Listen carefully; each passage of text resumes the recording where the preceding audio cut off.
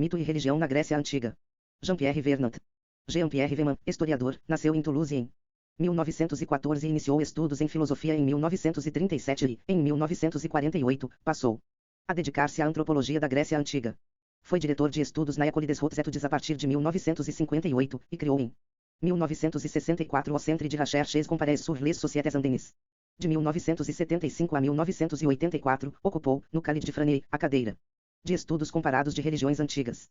É doutor honoris causa das universidades de Chicago, Bristol, Brno, Nápoles e Oxford e professor honorário no Collège de France. Entre suas obras, destacam-se Les Origines de la Pensée Grecque, Métier, Pensée chez les Grecs, L'individu, la mort, amour et l'univers, les Deux, les Rams. Mito e religião na Grécia Antiga. Jean-Pierre Vernant. Tradução: Joana Angélica de Ávila Melo. Martins Fontes. São Paulo 2009. Esta obra foi publicada originalmente em francês com o título Mito e religião em Grécia Ancienne. Por Editions do Seu I.J., Paris. Copyright Editions do Seu I, 1990. Coleção Louis Librairie do XX e Silce/I, dirigida por Maurice Ockler. Para a VerCW Frank LLIL Introdução. Copyright Macmillan P.O.D.R.Chi Company, 1987. Na versão inglesa, este texto foi publicado com o título Greek Religion no 6 volume de Densic/Opedia of Religion, Mirinesiad, ed. Nova York L. Londres, Macmillan, 1987, pp 9918. Copyright 2006, editora WMF Martins Fontes Lida. São Paulo, para a Piacente Edição. 1 edição 2006. 2 tiragem 2009. Transliteração do grego. Juvenal Savian Filho. Acompanhamento editorial. Maria Fernanda Alvares. Preparação do original. Maria Fernanda Alvares.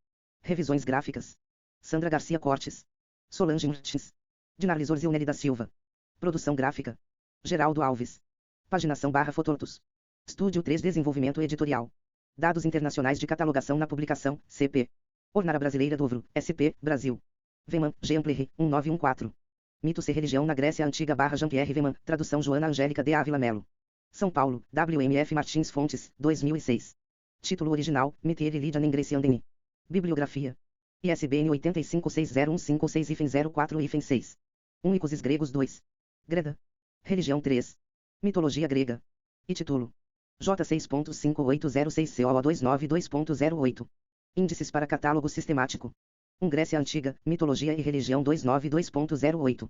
Todos os direitos desta edição reservados à Editora WMF Martins Fontes Limitada. Rua Conselheiro Raul Mulho, 330-01325-000 São Paulo SP Brasil. Tel. 1132413677 Fax 1131011042. IMAL 1, Injumarca registrada L1wirtinsfontes.com de http://www.martinsjontes.com.br. Introdução. Tentar num breve ensaio fazer um quadro da religião grega não seria uma aposta perdida de antemão. Assim que pegamos na pena para escrever, surgem muitas dificuldades e muitas objeções nos assaltam, mal a tinta secou. Teremos o direito, até mesmo, de falar de religião, no sentido em que a entendemos. No retomo do religioso com o qual hoje todos se espantam, para comemorá-lo ou para deplorá-lo, o politeísmo dos gregos não tem vez. Porque se trata de uma religião morta, é claro, mas também porque nada poderia oferecer a expectativa daqueles que buscam realimentar-se numa comunidade de crentes, num enquadramento religioso da vida coletiva, numa fé íntima. Do paganismo ao mundo contemporâneo, modificaram-se o próprio estatuto da religião, seu papel, suas funções, tanto quanto seu lugar dentro do indivíduo e do grupo. AJ. 2 Mito e religião na Grécia Antiga. Festugieri, teremos oportunidade de voltar mais longamente a isso, excluía da religião helênica todo o campo da mitologia, sem o qual, contudo, teríamos grande dificuldade em conceber os deuses gregos. Segundo ele, somente o culto, nessa religião, pertence ao âmbito religioso. O culto, ou melhor, aquilo que, como bom monoteísta, ele acredita poder projetar de sua própria consciência cristã sobre os ritos dos antigos. Outros estudiosos levam mais longe essa exclusão da piedade antiga suprimem tudo o que lhes parece estranho a um espírito religioso, definido por referência ao nosso. Assim, ao falar do orfismo, Comparet afirmava em 1910 ser esta a única religião que, dentro do paganismo, merece tal nome, todo o resto, salvo os mistérios, não passa de mito e culto. Todo o resto, à exceção de uma corrente sectária inteiramente marginal em sua aspiração a fugir deste mundo para unir-se ao divino. A religiosidade dos gregos se reduziria a ser apenas mito, ou seja, do ponto de vista desse autor, fabulação poética e culto, isto é, ainda segundo ele, conjunto de observâncias rituais sempre mais ou menos aparentadas com as práticas mágicas das quais se originam. O historiador da religião grega, portanto, deve navegar entre dois escolhos. Precisa abster-se de cristianizar a religião que ele estuda, interpretando o pensamento, as condutas, os sentimentos do grego, exercendo sua piedade no contexto de uma introdução 3. Religião cívica tendo por modelo o crente de hoje, que assegura sua salvação pessoal, nesta vida e na outra, no seio de uma igreja que é a única habilitada a conferir-lhe os sacramentos que fazem dele um fiel. Porém, assinalar a distância, e mesmo as oposições entre os politeísmos das cidades gregas e os monoteísmos das grandes religiões do livro não deve levar a desqualificar os primeiros, a suprimi-los do plano religioso para relegá-los a outro domínio, vinculando-os, como fizeram os defensores da escola antropológica inglesa na esteira de J. G. Fraser e J. E. Harrison, a um fundo de crenças primitivas e de práticas mágico-religiosas. As religiões antigas não são nem menos ricas espiritualmente nem menos complexas e organizadas intelectualmente do que as de hoje. Elas são outras. Os fenômenos religiosos têm formas e orientações múltiplas. A tarefa do historiador é identificar o que a religiosidade dos gregos pode ter de específico, em seus canutrestes e suas anadés guias com os outros grandes sistemas, politeístas e monoteístas, que regulamentam as relações dos homens com o além. Se não houvesse analogias, não poderíamos falar, a propósito dos gregos, de piedade e de impiedade, de pureza e de mácula, de temor e de respeito diante dos deuses, de cerimônias e de festas em homenagem a eles, de sacrifício, de oferenda, de prece, de ação de graças. Mas as diferenças saltam aos olhos, são tão fundamentais que até os atos cultuais. 4. Mito e religião na Grécia Antiga, cuja constância parece ser a mais estabelecida e que, de uma religião para outra, são designados por um só e mesmo termo, como o sacrifício, apresentam em seus procedimentos, em suas finalidades, em seu alcance teológico, divergências tão radicais que é possível falar em relação a elas tanto de permanência quanto de mutação e de ruptura. Todo panteão, como o dos gregos, supõe deuses múltiplos, cada um tem suas funções próprias, seus domínios reservados, seus modos particulares de ação, seus tipos específicos de poder. Esses deuses, que, em suas relações mútuas, compõem uma sociedade do além hierarquizada, na qual as competências e os privilégios são alvo de uma repartição bastante estrita, limitam-se necessariamente uns aos outros, ao mesmo tempo que se completam. Tal como a unicidade, o divino, no politeísmo, não implica, como para nós, a onipotência, a onisciência, a infinidade ou absoluto. Esses deuses múltiplos estão no mundo e dele fazem parte. Não o criaram por um ato que, no caso do Deus único, marca a completa transcendência deste em relação a uma obra cuja existência deriva e depende inteiramente dele. Os deuses nasceram do mundo. A geração daqueles aos quais os gregos prestam um culto, os olimpianos, veio à luz ao mesmo tempo que o universo, diferenciando-se e ordenando-se, assumia sua forma definitiva de cosmos organizado. Esse processo de gênese operou-se a par NTRODUC cedilha O5.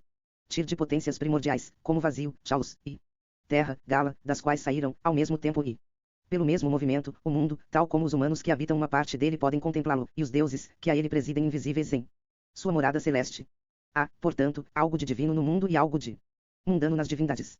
Assim, o culto não pode visar a um ser radicalmente extramundano, cuja forma de existência não tenha relação com nada que seja de ordem natural, no universo físico, na vida humana, na existência social. Ao contrário, o culto pode dirigir-se a certos astros como a lua, a aurora, a luz do sol, a noite, a uma fonte, um rio, uma árvore, ao cume de uma montanha e igualmente a um sentimento, uma paixão, aidos, eros, uma noção moral ou social, de que, einoia. Não que se trate sempre de deuses propriamente ditos, mas todos, no registro que lhes é próprio, manifestam o divino do mesmo modo que a imagem culto aí, tomando presente a divindade em seu templo, pode legitimamente ser objeto da devoção dos fiéis. Em sua presença num cosmos repleto de deuses, o homem grego não separa, como se fossem dois domínios opostos, o natural e o sobrenatural. Estes permanecem intrinsecamente ligados um ao outro. Diante de certos aspectos do mundo, experimenta o mesmo sentimento de sagrado que no comércio com 6. Mito e religião na Grécia Antiga. Os deuses, por ocasião das cerimônias que estabelecem o contato com eles. Não que se trate de uma religião da natureza e que os deuses gregos sejam personificações de forças ou de fenômenos naturais. Eles não são nada disso. O raio, a tempestade, os altos camos não são Zeus, mas de Zeus. Um Zeus muito além deles, visto que os engloba no seio de uma potência que se estende a realidades, não mais físicas mas psicológicas, éticas ou institucionais. O que faz de uma potência uma divindade é o fato de que, sob sua autoridade, ela reúne uma pluralidade de efeitos, para nós, completamente dispares, mas que o grego relaciona entre si porque vê neles a expressão de um mesmo poder exercendo-se nos mais diversos domínios. Se o raio ou as alturas são de Zeus, é que o Deus se manifesta no conjunto do universo por tudo o que traz a marca de uma eminente superioridade, de uma supremacia. Zeus não é força natural, ele é rei, detentor e senhor da soberania em todos os aspectos que ela pode revestir. Um Deus único, perfeito, transcendente, incomensurável para o espírito limitado dos humanos. Como alcançá-lo pelo pensamento? Nas malhas de que rede o entendimento poderia abranger o infinito? Deus não é cognoscível, pode-se apenas reconhecê-lo, saber que ele é, no absoluto de seu ser. Para preencher a intransponível distância entre Deus e o resto do mundo, é necessária a intervenção de INTRODUC cedilha O7. Intermediários, de mediadores. Para fazer-se conhecer Às suas criaturas, foi preciso que Deus decidisse revelar-se a algumas dentre elas. Numa religião monoteísta, a fé normalmente faz referência a alguma forma de revelação, de saída, a crença enraiza-se na esfera do sobrenatural. O politeísmo grego não repousa sobre uma revelação, não há nada que fundamente, a partir do divino e por ele, sua inescapável verdade, a adesão baseia-se no uso, os costumes humanos ancestrais, os nomoi. Tanto quanto a língua, o modo de vida, as maneiras à mesa, a vestimenta, o sustento, o estilo de comportamento nos âmbitos privado e público, o culto não precisa de outra justificação além de sua própria existência, desde que passou a ser praticado, provou ser necessário. Ele exprime o modo pelo qual os gregos regulamentaram, desde sempre, suas relações com o além. Afastar-se disso significaria já não ser completamente si mesmo, como ocorreria a alguém que esquecesse de seu idioma.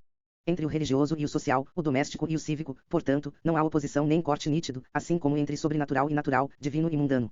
A religião grega não constitui um setor à parte, fechado em seus limites e superpondo-se à vida familiar, profissional, política ou de lazer, sem confundir-se com ela. Se é cabível falar, quanto à Grécia arcaica e clássica, de religião cívica, é porque ali o religioso está incluído no social e, recíproca. 8. Mito e religião na Grécia Antiga. Mente, o social, em todos os seus níveis e na diversidade dos seus aspectos, é penetrado de ponta a ponta pelo religioso. Daí uma dupla consequência. Nesse tipo de religião, o indivíduo não ocupa, como tal, um lugar central. Não participa do culto por razões puramente pessoais, como criatura singular voltada para a salvação de sua alma. Exerce nele o papel que seu estatuto social lhe atribui, magistrado, cidadão, membro de uma fratria, de uma tribo ou de um demo, pai de família, matrona, jovem, rapaz ou moça, nos diversos aspectos de sua entrada na vida adulta. Religião que consagra uma ordem coletiva e que integra nesta, no lugar que convém, suas diferentes componentes, mas que deixa fora de seu campo as preocupações relativas a cada indivíduo, à eventual imortalidade deste, ao seu destino além da morte. Nem mesmo os mistérios, como os de Eleusis, nos quais os iniciados compartilham a promessa de uma sorte melhor no Hades, tem a ver com a alma, neles não há nada que evoque uma reflexão sobre a natureza dela ou a aplicação de técnicas espirituais para sua purificação. Como observa Louis Gernet, o pensamento dos mistérios permanece suficientemente confinado para que nele se perpetue, sem grande mudança, a concepção homérica de uma L. Anthropologie de la religion grecque, 1955, em Infrapala de Dia Crescientique, Paris, 1968, p. 12. Introdução 9. Psique, fantasma do vivo, sombra inconsistente relegada sob a terra. O fiel, portanto, não estabelece com a divindade uma relação de pessoa para pessoa. Um Deus transcendente, precisamente por estar fora do mundo, fora de alcance deste mundo, pode encontrar no foro íntimo de cada devoto, em sua alma. Se ela tiver sido preparada religiosamente para tal, o lugar privilegiado de um contato e de uma comunhão. Os deuses gregos não são pessoas mas potências. O culto os honra em razão da extrema superioridade do estatuto deles. Embora pertençam ao mesmo mundo que os humanos e, de certa forma, tenham a mesma origem, eles constituem uma raça que, ignorando todas as deficiências que marcam as criaturas mortais com o selo da negatividade, fraqueza, fadiga, sofrimento, doença, morte, encarna não o absoluto ou o infinito mas a plenitude dos valores que importam na existência nesta terra, beleza, força, juventude constante, permanente e irrupção da vida. Segunda consequência. Dizer que o político está impregnado de religioso é reconhecer, ao mesmo tempo, que o próprio religioso está ligado ao político. Toda magistratura tem um caráter sagrado, mas todo sacerdócio tem algo de autoridade pública. Se os deuses são da cidade, e se não existe cidade sem divindades poliades que velam, interna e externamente, por sua salvação, é a Assembleia do Povo que comanda a economia das coisas sagradas. 10. Mito e religião na Grécia Antiga. Dos assuntos dos deuses, assim como os dos homens. Ela fixa os calendários religiosos, eclita leis sagradas, decide sobre a organização das festas, sobre o regulamento do santuário, sobre os sacrifícios a fazer, sobre os deuses novos a acolher e sobre as honras que lhes são devidas. Uma vez que não há cidades sem deuses, os deuses cívicos, em contrapartida, precisam de cidades que os reconheçam, que os adotem e os façam seus. De certo modo eles necessitam, como escreve Marie Detine, tornar-se cidadãos para serem plenamente deuses. Nesta introdução, quisemos prevenir o leitor contra a tentação bastante natural de assimilar o mundo religioso dos antigos gregos àquele que hoje nos é familiar. Mas, ao privilegiar os traços diferenciais não podíamos evitar o risco de forçar um pouco o quadro. Nenhuma religião é simples, homogênea, unívoca. Mesmo no século VI e V antes da nossa era, quando o culto cívico, tal como o evocamos, dominava toda a vida religiosa das cidades, não deixavam de existir ao lado dele, em suas franjas correntes mais ou menos marginais de orientação diferente. É preciso ir mais longe. A própria religião cívica, embora modele os comportamentos religiosos, só pode garantir plenamente seu domínio, reservando um lugar, em seu seio, para os cultos de 2. La vie quotidienne des Jeux grecs, com G. Cissa, Paris, 1989, p. 172. Confronte com também pp. 21830. Introdução 11. Mistérios cujas aspirações e atitudes lhe são parcialmente estranhas, e integrando a si mesma, para englobá-la, uma experiência religiosa como o dionicismo, cujo espírito é, sob tantos pontos de vista, contrário ao seu. Religião cívica, dionicismo, mistérios, orfismo. Sobre as relações entre eles durante o período de que trata nosso estudo, sobre a influência, o alcance, a significação de cada um, o debate não está encerrado. Historiadores da religião grega que pertencem, como Walter Burkert, a outras escolas de pensamento que não aquela a qual eu me vinculo defendem pontos de vista diferentes dos meus. Entre os estudiosos mais próximos de mim, a concordância sobre o essencial não deixa de apresentar, quanto a certos pontos, algumas nuances ou divergências. A forma de ensaio que escolhi não me convidava a evocar essas discussões entre especialistas nem a me lançar numa controvérsia erudita. Minha ambição limitava-se a propor, para compreender a religião grega, uma chave de leitura. Meu mestre Louis G. me deu a grande obra, sempre atual, que consagrou ao mesmo assunto o título de Religion y Dens. La Religion 3, o gênio grego na religião. Neste pequeno volume, quis tomar sensível ao leitor aquilo a que chamaria de bom grado o estilo religioso grego. 3 L. Boulanger, Religion y Dens La Religion, 1932. Reeditado em 1970. Mito, ritual, imagem dos deuses. A religião grega arcaica e clássica apresenta, entre os séculos VIII e IV antes da era cristã, vários traços característicos que é necessário lembrar. Assim, como outros cultos politeístas, é estranha a toda forma de revelação, não conheceu nem profeta nem Messias. Mergulha suas raízes numa tradição que engloba a seu lado, intimamente mesclados a ela, todos os outros elementos constitutivos da civilização helênica, tudo aquilo que dá à Grécia das cidades-estado sua fisionomia própria, desde a língua, a gestualidade, as maneiras de viver, de sentir, de pensar, até os sistemas de valores e as regras da vida coletiva. Essa tradição religiosa não é uniforme nem estritamente determinada, não tem nenhum caráter dogmático. Sem casta sacerdotal, sem clero especializado, sem igreja, a religião grega não conhece livro sagrado no qual a verdade estivesse definitivamente igual. 14 Mito e religião na Grécia Antiga. Depositada num texto. Ela não implica nenhum credo que imponha aos fiéis um conjunto coerente de crenças relativas ao além. Se de fato é assim, sobre o que repousam e como se exprimem as convicções íntimas dos gregos em matéria religiosa. Como não se situam num plano doutrina e, suas certezas não acarretam para o devoto a obrigação, sob pena de impiedade, de aderir integral e literalmente a um corpo de verdades definidas, para quem cumpre os ritos, basta dar crédito a um vasto repertório de narrativas conhecidas desde a infância, em versões suficientemente diversas e em variantes numerosas o bastante para deixar, a cada uma ampla margem de interpretação. É dentro desse quadro e sob essa forma que ganham corpo as crenças em relação aos deuses e que se produz, quanto à natureza, ao papel e às exigências deles, consenso de opiniões suficientemente seguras. Rejeitar esse fundo de crenças comuns seria, da mesma maneira que deixar de falar grego e deixar de viver ao modo grego, deixar de ser si mesmo. Mas nem por isso ignoram que existem outras línguas, outras religiões além da sua, e sempre podem, sem cair na incredulidade, tomar em relação à sua própria religião distância suficiente para elaborar a respeito dela uma livre reflexão crítica. Os gregos não se privaram disso. Mito, ritual, imagem dos deuses 15. A voz dos poetas. Como se conserva e se transmite, na Grécia, essa massa de sabers tradicionais, veiculados por certas narrativas, sobre a sociedade do além, as famílias dos deuses, a genealogia de cada um, suas aventuras, seus conflitos ou acordos, seus poderes respectivos, seu domínio e seu modo de ação, suas prerrogativas, as honras que lhes são devidas. No que concerne a linguagem, essencialmente de duas maneiras. Primeiro, mediante uma tradição puramente oral exercida boca a boca, em cada lar, sobretudo através das mulheres, contos de amas de leite, fábulas de velhas avós, para falar como Platão, e cujo conteúdo as crianças assimilam desde o berço. Essas narrativas, esses mitoi, tanto mais familiares quanto foram escutados ao mesmo tempo que se aprendia a falar, contribuem para moldar o quadro mental em que os gregos são muito naturalmente levados a imaginar o divino, a situá-lo, a pensá-lo. Em seguida, é pela voz dos poetas que o mundo dos deuses, em sua distância e sua estranheza, é apresentado aos humanos, em narrativas que põem em cena as potências do além revestindo-as de uma forma familiar, acessível à inteligência. Ouve-se o canto dos poetas, apoiado pela música de um instrumento já não em particular, num quadro íntimo, mas em público, durante os banquetes, as festas oficiais, os grandes concursos e os jogos. A atividade literária. 16 Mito e religião na Grécia Antiga. Ria, que prolonga e modifica, pelo recurso à escrita, uma tradição antiquíssima de poesia oral, ocupa um lugar central na vida social e espiritual da Grécia. Não se trata, para os ouvintes, de um simples divertimento pessoal, de um luxo reservado a uma elite erudita, mas de uma verdadeira instituição que serve de memória social, de instrumento de conservação e comunicação do saber, cujo papel é decisivo. É na poesia e pela poesia que se exprimem e se ficham, revestindo uma forma verbal fácil de memorizar, os traços fundamentais que, acima dos particularismos de cada cidade, fundamentam para o conjunto da ela de uma cultura comum, especialmente no que concerne às representações religiosas, quer se trate dos deuses propriamente ditos, quer dos demônios, dos heróis ou dos mortos. Se não existissem todas as Obras da poesia épica, lírica, dramática, poder-se-ia falar de cultos gregos no plural, mas não de uma religião grega. Sob esse aspecto, Homero e Hesíodo exerceram um papel privilegiado, suas narrativas sobre os seres divinos adquiriram um valor quase canônico, funcionaram como modelos de referência para os autores que vieram depois, assim como para o público que as ouviu ou leu. Sem dúvida os outros poetas não tiveram uma influência comparável. Mas, enquanto a cidade permaneceu viva, a atividade poética continuou a exercer esse papel de espelho que devolvia ao grupo humano sua própria imagem, permitindo-lhe apreender-se. Mito, ritual, imagem dos deuses 17.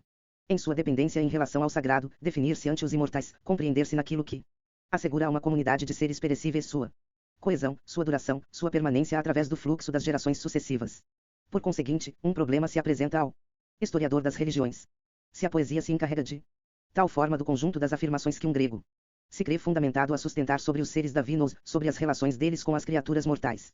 Se a cada poeta cabe expor, às vezes modificando-as um pouco, as lendas divinas e heróicas cuja soma constitui a enciclopédia dos conhecimentos de que o grego dispõe em relação ao além, conviria considerar essas narrativas poéticas, esses relatos dramatizados documentos de ordem religiosa, ou atribuir-lhes apenas um valor puramente literário. Em suma, os mitos e a mitologia, nas formas que a civilização grega lhes deu, devem ser vinculados ao domínio da religião ou ao da literatura. Para os eruditos do Renascimento, assim como ainda para a grande maioria dos estudiosos do século XIX, a resposta é evidente, aos olhos deles, a religião grega é antes de tudo aquele tesouro, múltiplo e abundante, de narrativas lendárias que os autores gregos, seguidos pelos latinos, nos transmitirão, e nas quais o espírito do paganismo permaneceu suficientemente vivo para oferecer ao leitor de hoje. 18 Mito e religião na Grécia Antiga. Num mundo cristão, o meio de acesso mais seguro à compreensão do que foi o politeísmo dos antigos. Aliás, ao adotarem esse ponto de vista, os modernos contentavam-se em seguir os passos dos antigos em tomar o caminho que estes haviam traçado. Já no século VI a.C., Teágenes de Rédio e Hecateu inauguram a postura intelectual que se perpetua depois deles, os mitos tradicionais já não são apenas retomados, desenvolvidos, modificados, eles constituem o objeto de um exame racional, submetem-se as narrativas, particularmente as de Homero, a uma reflexão crítica, ou então aplicar-se a elas um método de exegese alegórica. No século V se inicia um trabalho que desde então é sistematicamente continuado e essencialmente toma duas direções: primeiro, a coleta e a recensão de todas as tradições lendárias orais próprias de uma cidade ou de um santuário, tal é a tarefa dos cronistas que, à maneira dos atidógrafos, no caso de Atenas, pretendem fixar por escrito a história de uma aglomeração urbana e de um povo, desde as origens mais longínquas, remontando aos tempos fabulosos em que os deuses, misturados aos homens, intervinham diretamente nos assuntos destes para fundar cidades e gerar as linhagens das primeiras dinastias reinantes. Assim é possível, a partir da época helenística, a compilação realizada por eruditos que resultará na redação de verdadeiros repertórios mitológicos, Biblioteca do Pseudo-Apolodoro, Fábulas e Astronômicas de Higino, Livro IV das Histórias. Mito, Ritual, Imagem dos Deuses 19. De Diodoro, Metamorfoses de Antoninus Liberalis, Coletânea dos Mitógrafos do Vaticano. Em segundo lugar, e paralelamente a esse esforço que visa apresentar, em forma de compêndio e segundo uma ordem sistemática, o fundo comum das lendas gregas, vemos manifestarem-se, sensíveis, já entre os poetas, certas hesitações e inquietações quanto ao crédito a atribuir, nessas narrativas, a episódios escandalosos que parecem incompatíveis com a iminente dignidade do divino. Mas é com o desenvolvimento da história e da filosofia que a interrogação ganha toda a sua amplitude e que, por conseguinte, a crítica atinge o mito em geral confrontada. A investigação do historiador e ao raciocínio do filósofo a fábula vê ser-lhe recusada, dada sua condição de fábula, qualquer competência para falar do divino de modo válido e autêntico, assim, ao mesmo tempo que se dedicam com o máximo cuidado a repertoriar e a fixar seu patrimônio lendário, os gregos são levados a questioná-lo, de maneira às vezes radical, apresentando com clareza o problema da verdade, ou da falsidade, do mito. Nesse plano, as soluções são diversas, desde a rejeição, à denegação pura e simples, até as múltiplas formas de interpretação que permitem salvar o mito substituindo a leitura banal por uma hermenêutica erudita que revela, sob a trama da narração, um ensinamento secreto análogo, por trás do disfarce da fábula, as verdades fundamentais cujo conhecimento, privilégio do 20 Mito e religião na Grécia Antiga. Sábio, abre a única via de acesso ao divino, mas, quer recolham preciosamente seus mitos, quer os interpretem, critiquem-nos ou rejeitem-nos em nome de outro tipo de saber, mais verídico. Os antigos continuam a reconhecer neles o papel intelectual que lhes era comumente atribuído, na Grécia das cidades-estado, como instrumento de informação sobre o mundo do além. Uma visão monoteísta. Contudo, entre os historiadores da primeira metade do século XX, desenha-se uma orientação nova. Muitos, em sua investigação sobre a religião grega, tomam distância em relação a tradições lendárias, que eles se recusam a considerar como um documento de ordem propriamente religiosa, com valor de testemunho pertinente sobre o estado real das crenças e sobre os sentimentos dos fiéis. Para esses estudiosos, é na organização do culto, no calendário das festas sagradas, nas liturgias celebradas para cada Deus em seu santuário, que lhes ai da religião. Diante dessas práticas rituais, que formam o autêntico terreno fértil onde se enraizam os comportamentos religiosos, o mito aparece como excrescência literária. Como pura fabulação. Fantasia sempre mais ou menos gratuita dos poetas, ele só pode ter relações longínquas com a convicção íntima do crente, em mito, ritual, imagem dos deuses 21. Volvido na concretude das cerimônias cultuais, na série de atos cotidianos que, colocando-o diretamente em contato com o sagrado, fazem dele um homem piedoso.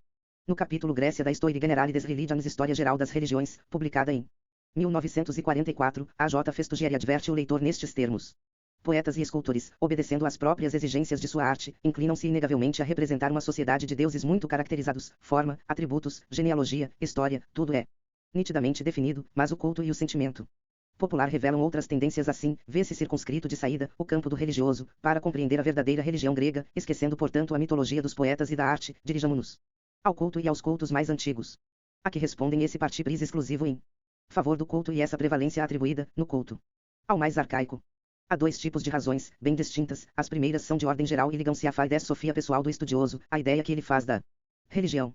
As segundas respondem a exigências mais técnicas, o progresso dos estudos clássicos, particularmente o desenvolvimento da arqueologia e da Histoire Generale des Religions, sob a direção de M. Corsi R. Mortier, Paris, 1944. O estudo de A.J. Festugieri, intitulado La Grèce. La Religion, fazenda parte do tomo 11, Grèce-Rome, pp 27197. 22 Mito e religião na Grécia Antiga. Epigrafia, abriu aqueles que pesquisam o mundo antigo, ao lado do campo mitológico, novos domínios de investigação que levaram a questionar, às vezes, para modificá-lo bem profundamente, o quadro que apenas a tradição literária oferecia da religião grega. Como se apresentam hoje esses dois pontos? Em relação ao primeiro, várias observações podem ser feitas. A rejeição da mitologia repousa sobre um preconceito anti-intelectualista em matéria religiosa. Por trás da diversidade das religiões, assim como para além da pluralidade dos deuses do politeísmo, postula-se um elemento comum que formaria o núcleo primitivo e universal de toda a experiência religiosa. Ele não pode ser encontrado, é claro, nas construções sempre múltiplas e variáveis que o espírito elaborou para tentar imaginar o divino, então, é situado fora da inteligência. No sentimento de terror sagrado que o homem experimenta cada vez que lhe é imposta, em sua irrecusável estranheza, a evidência do sobrenatural. Os gregos têm uma palavra para designar essa reação afetiva, imediata e irracional. Ante a presença do sagrado, tabus, o temor reverencial. Essa seria a base sobre a qual se apoiariam os cultos mais antigos, as diversas formas assumidas pelo rito para corresponder, a partir da mesma origem, à pluralidade das circunstâncias e das necessidades humanas. Analogamente, por trás da variedade dos nomes, das imagens, das funções próprias de cada divindade MITO, ritual, imagem dos deuses 23. Supõe-se que o rito aciona a mesma experiência do divino em geral, como potência supra-humana. Theokriton. Esse divino indeterminado, em grego ta, tefon ou tadanion, subjacente aos deuses específicos, diversifica-se em função dos desejos ou dos temores aos quais o culto deve responder. Nesse tecido comum do divino, os poetas, por sua vez, recortaram figuras singulares, e as animaram imaginando uma série de aventuras dramáticas para cada uma. Ao sabor daquilo que a Festugieri não hesita em denominar romance divino. Em contraposição, para todo ato cultuai, não há outro Deus senão aquele que é invocado, uma vez que a pessoa se dirige a ele, nele se concentra toda a força divina, só ele é considerado. Em teoria, certamente não se trata de um Deus único, já que existem outros e a pessoa sabe disso. Na prática, porém, no estado de alma atual do fiel, o Deus invocado suplanta os outros naquele momento. A recusa a levar em conta o mito revela assim seu segredo, ela desemboca justamente naquilo que, mais ou menos conscientemente, se pretendia provar no início, apagando as diferenças e as oposições que, num panteão, distinguem os deuses uns dos outros. Suprime-se ao mesmo tempo toda a verdadeira distância entre os politeísmos, do tipo grego, e o monoteísmo cristão, que, então, passa por modelo 2 Ibid, p. 50. 24 Mito e religião na Grécia Antiga. Esse nivelamento dos universos religiosos, que se tenta fundir no mesmo molde, não pode satisfazer o historiador. A primeira preocupação deste não deve ser, em vez disso, distinguir os traços específicos que dão a cada grande religião sua fisionomia própria e que fazem dela, em sua unicidade, um sistema plenamente original. Além do temor reverencial e do sentimento difuso do divino, a religião grega apresenta-se como uma vasta construção simbólica, complexa e coerente, que abre para o pensamento como para o sentimento seu espaço em todos os níveis e em todos os seus aspectos, inclusive o culto, o mito. Faz sua parte nesse conjunto da mesma maneira que as práticas rituais e os modos de figuração do divino. Mito, rito, representação figurada, tais são as três formas de expressão, verbal, gestual, por imagem, através das quais a experiência religiosa dos gregos se manifesta, cada uma constituindo uma linguagem específica que, até em sua associação às outras duas, responde a necessidades particulares e assume uma função autônoma. A decifração do mito. De resto, os trabalhos de Georges Dumézil e Claude Lévi-Strauss sobre o mito levaram a formular de modo totalmente diferente os problemas da mitologia grega, como ler esses textos, que alcance. Mito, ritual, imagem dos deuses 25. Intelectual reconhecer-lhes que estatuto eles assumem na vida religiosa. Acabou-se o tempo em que se podia falar do mito como se tratasse da fantasia individual de um poeta, de uma fabulação romanesca, livre e gratuita, até mesmo nas variações às quais se presta, um mito obedece a limitações coletivas bastante estritas, um autor como Calímaco, quando, na época helenística, retoma um tema lendário para apresentar dele uma nova versão, não está livre para modificar à vontade os elementos desse tema e para recompor-lhe o roteiro a seu bel prazer. Ele se inscreve numa tradição, quer se amolde a ela com exatidão, quer se afaste em algum ponto, é sustentado por ela, apoia-se nela e deve referir-se a ela, pelo menos implicitamente, se quiser que sua narrativa seja entendida pelo público. Louis Jernejat o assinalou, mesmo quando parece inventar tudo, o narrador trabalha respeitando a linha de uma imaginação lendária que tem seu modo de funcionamento, suas necessidades internas, sua coerência. Mesmo sem saber, o autor deve submeter-se às regras desse jogo de associações, de oposições, de homologias que a série de versões anteriores desencadeou, e que constituem o arcabouço conceitual comum às narrativas desse tipo. Cada narrativa, para ganhar sentido, deve ser ligada e confrontada às outras, porque, juntas, compõem um mesmo espaço semântico, cuja configuração particular é como que a marca característica da tradição lendária grega. 26 Mito e religião na Grécia Antiga.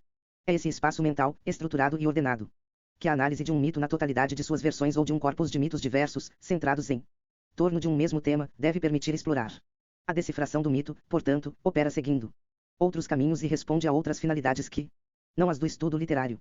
Visa a destrinçar, na própria composição da fábula, a arquitetura conceitual envolvida nesta, os grandes quadros de classificação implicados, as escolhas operadas na decupagem e na codificação do real, a rede de relações que a narrativa institui, por seus procedimentos narrativos, entre os diversos elementos que ela faz intervir na corrente do enredo.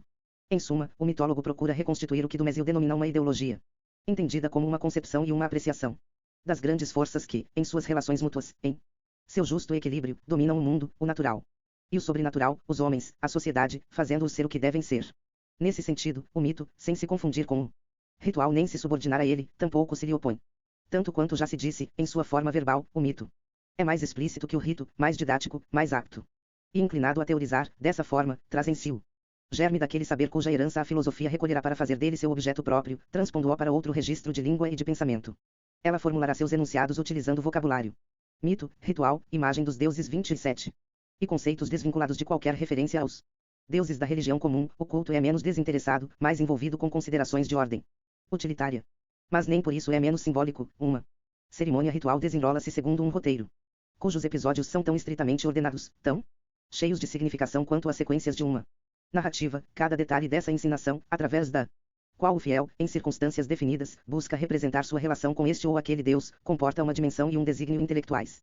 Implica certa ideia do Deus, das condições de sua abordagem, dos efeitos que os diversos participantes, em função de seu papel e de seu estatuto, podem esperar dessa interrelação simbólica com a divindade. Assumem o mesmo caráter os modos de figuração, conquanto tenham dado, na época clássica, um lugar privilegiado à grande estátua antropomorfa do Deus. Os gregos conheceram todas as formas de representação do divino, símbolos não icônicos, fossem eles objetos naturais, como uma árvore ou uma pedra bruta, fossem produtos confeccionados pela mão humana, poste, pilar, cetro, figuras icônicas diversas, pequeno ídolo mal desbastado, no qual a forma do corpo, dissimulada pelas roupas, nem sequer é visível, figuras monstruosas nas quais o bestial se mescla ao humano, simples máscara em que o divino é evocado por um rosto encovado, de olhos fascinantes, estátua plenamente humana, nem todas. 28. Mito e religião na Grécia Antiga. Essas figuras são equivalentes nem convêm indiferentemente a todos os deuses ou a todos os aspectos de um mesmo Deus. Cada uma tem sua própria maneira de traduzir certos aspectos do divino, de presentificar o além, de inscrever e de localizar o sagrado. No espaço deste mundo, um pilar ou um poste cravados no solo não tem nem a mesma função nem o mesmo valor simbólico de um ídolo ritualmente deslocado de um lugar a outro, de uma imagem encerrada num depósito secreto, com as pernas acorrentadas para não poder fugir, de uma grande estátua cultuada e instalada definitivamente num templo para mostrar a presença permanente do Deus em sua casa. Cada forma de representação implica, para a divindade figurada, um modo particular de manifestar-se aos humanos e de exercer, através de suas imagens, o tipo de poder sobrenatural cujo controle ela possui. Se, de acordo com modalidades diversas, mito, figuração e ritual operam todos no mesmo registro de pensamento simbólico, compreende-se que eles possam associar-se para fazer de cada religião um conjunto ou, retomando as palavras de Georges Dumézil, conceitos, imagens e ações articulam-se e formam por suas ligações uma espécie de rede na qual, de direito, toda a matéria da experiência humana deve se prender e se distribuir. 3 L. Heritage Indo-Europeia Arum, Paris, 1949, p. 64. O mundo dos deuses. Se mito, ritual e figuração constituem essa rede de que fala Dumézil, ainda é preciso, como ele o fez, localizar nela as malhas e delimitar as configurações desenhadas por seu entrelaçamento. Tal deve ser a tarefa do historiador. No caso grego, essa tarefa revela-se muito mais difícil do que no das outras religiões indo-europeias, nas quais o esquema das três funções, soberania, guerra, fecundidade, se manteve no essencial, servindo de arcabouço e como que de elemento de sustentação para todo o edifício. Essa estrutura, nos casos em que está claramente atestada, confere ao conjunto da construção uma unidade de que a religião grega parece bem desprovida. De fato, ela apresenta uma complexidade de organização que exclui o recurso a um código de leitura único para todo o sistema. Sem dúvida, um deus. 30 Mito e Helglon na Grécia Antiga.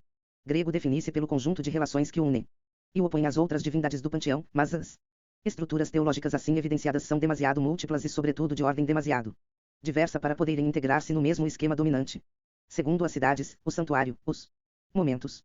Cada deus entra numa rede variada de combinações com os outros.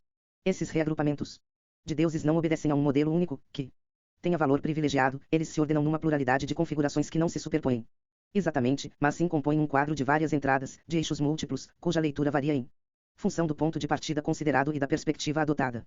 Zeus, pai e rei. Tomemos o exemplo de Zeus, exemplo que, para nós, é tanto mais instrutivo quanto o nome desse Deus revela claramente sua origem. Nele se lê a mesma raiz indo-europeia, com o significado de brilhar, que está no latim dies Deus e no védico Deus, como o Deauspita indiano ou como o Júpiter romano, Zeus. Peitar, Zeus pai, prolonga diretamente o grande Deus indo-europeu do céu. Contudo, entre o estatuto desse Zeus grego e o dos seus correspondentes na Índia e em Roma, o afastamento é tão manifesto, a dista no mundo dos deuses 31. Se é tão marcada, que se impõe a constatação, até na comparação entre os deuses de cujo parentesco se tem mais certeza, de um desaparecimento quase completo da tradição indo-europeia no sistema religioso grego. Zeus não figura em nenhum grupamento trifuncional análogo à tríade pré-capitolina Júpiter-Marte Quirino, na qual a soberania, Júpiter, se articula, opondo-se à ação guerreira, Marte, e às funções de fecundidade e prosperidade, Quirino. Ele tampouco se associa, como faz Mitra com Varuna, a uma potência que traduz, na soberania, ao lado dos aspectos regulares e jurídicos, os valores de violência e de magia. Ouranos, o escuro céu noturno, que às vezes alguns foram tentados a aproximar de Varuna, faz dupla no mito com Gaza, a terra, e não com Zeus. Como soberano, Zeus encarna, diante da totalidade dos outros deuses, a maior força, o poder supremo. Zeus de um lado, todos os olimpianos reunidos do outro, é ainda Zeus que prevalece. Diante de Cronos e dos deuses titãs em liga contra ele para disputar o trono, Zeus representa a justiça, a exata repartição das honrarias e das funções, o respeito aos privilégios de que cada um pode se prevalecer, a preocupação com aquilo que é devido mesmo aos mais fracos. Nele e por ele, em sua realeza, a potência e a ordem, a violência e o direito, reconciliados, conjugam-se. Todos os reis vêm de Zeus, dirá Hesíodo, no século Vila. C. Não para opor o monarca ao 32 Mito e religião na Grécia Antiga. Guerreiro e ao camponês, mas para afirmar que entre os homens não existe verdadeiro rei que não se dê por tarefa fazer triunfar a justiça pacificamente. De Zeus vêm os reis, e Coracalimaco 4 séculos mais tarde, mas o estabelecimento desse parentesco dos reis e da realeza com Zeus não se inscreve num quadro trifuncional. Ele vem coroar uma série de enunciados similares, ligando a cada vez uma categoria particular de homens à divindade que a patrocina, os fereros a Hefesto, os soldados a Ares, os caçadores a Ártemis, os Quenotors acompanhados da lira a Febo, Apolo, assim como os reis ao deus Régio.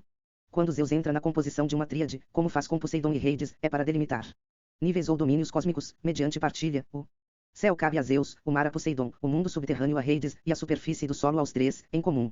Quando ele se associa em dupla a uma deusa, a díade assim formada traduz aspectos diferentes do Deus soberano, segundo a divindade feminina que o complementa. Conjugado a G, ou Gaia, a terra-mãe. Zeus figura o princípio celeste, masculino e gerador, cuja chuva fecundante criará, nas profundezas do solo, os jovens rebentos da vegetação. Acoplado a Hera, ele patrocina, sob a forma do casamento regular, produtor de uma descendência legítima, a instituição que, civilizando a união entre o homem e a Calímaco, reinou, e, a Zeus, V76 e fim 9. O mundo dos deuses 33. Mulher, serve de fundamento a toda a organização social e cujo modelo exemplar é fornecido pelo casal, formado pelo rei e pela rainha, associado a Metis, sua primeira esposa, que ele devora para assimilá-la inteira. Zeus rei identifica-se com a inteligência ardilosa, a astúcia tortuosa de que necessita para conquistar e conservar o poder, para assegurar a perenidade de seu reinado e proteger seu trono das ciladas, das surpresas, das armadilhas que o futuro ameaçaria reservar-lhe se ele nem sempre estivesse preparado para adivinhar o imprevisto e desviar antecipadamente os perigos deste. Ao casar-se em segundas núpcias com Temis, Zeus fixa para sempre a ordem das estações na natureza, o equilíbrio dos grupos humanos na cidade, Orai, e o curso inelutável dos destinos individuais, Moirai. Ele se faz lei cósmica, harmonia social e destino.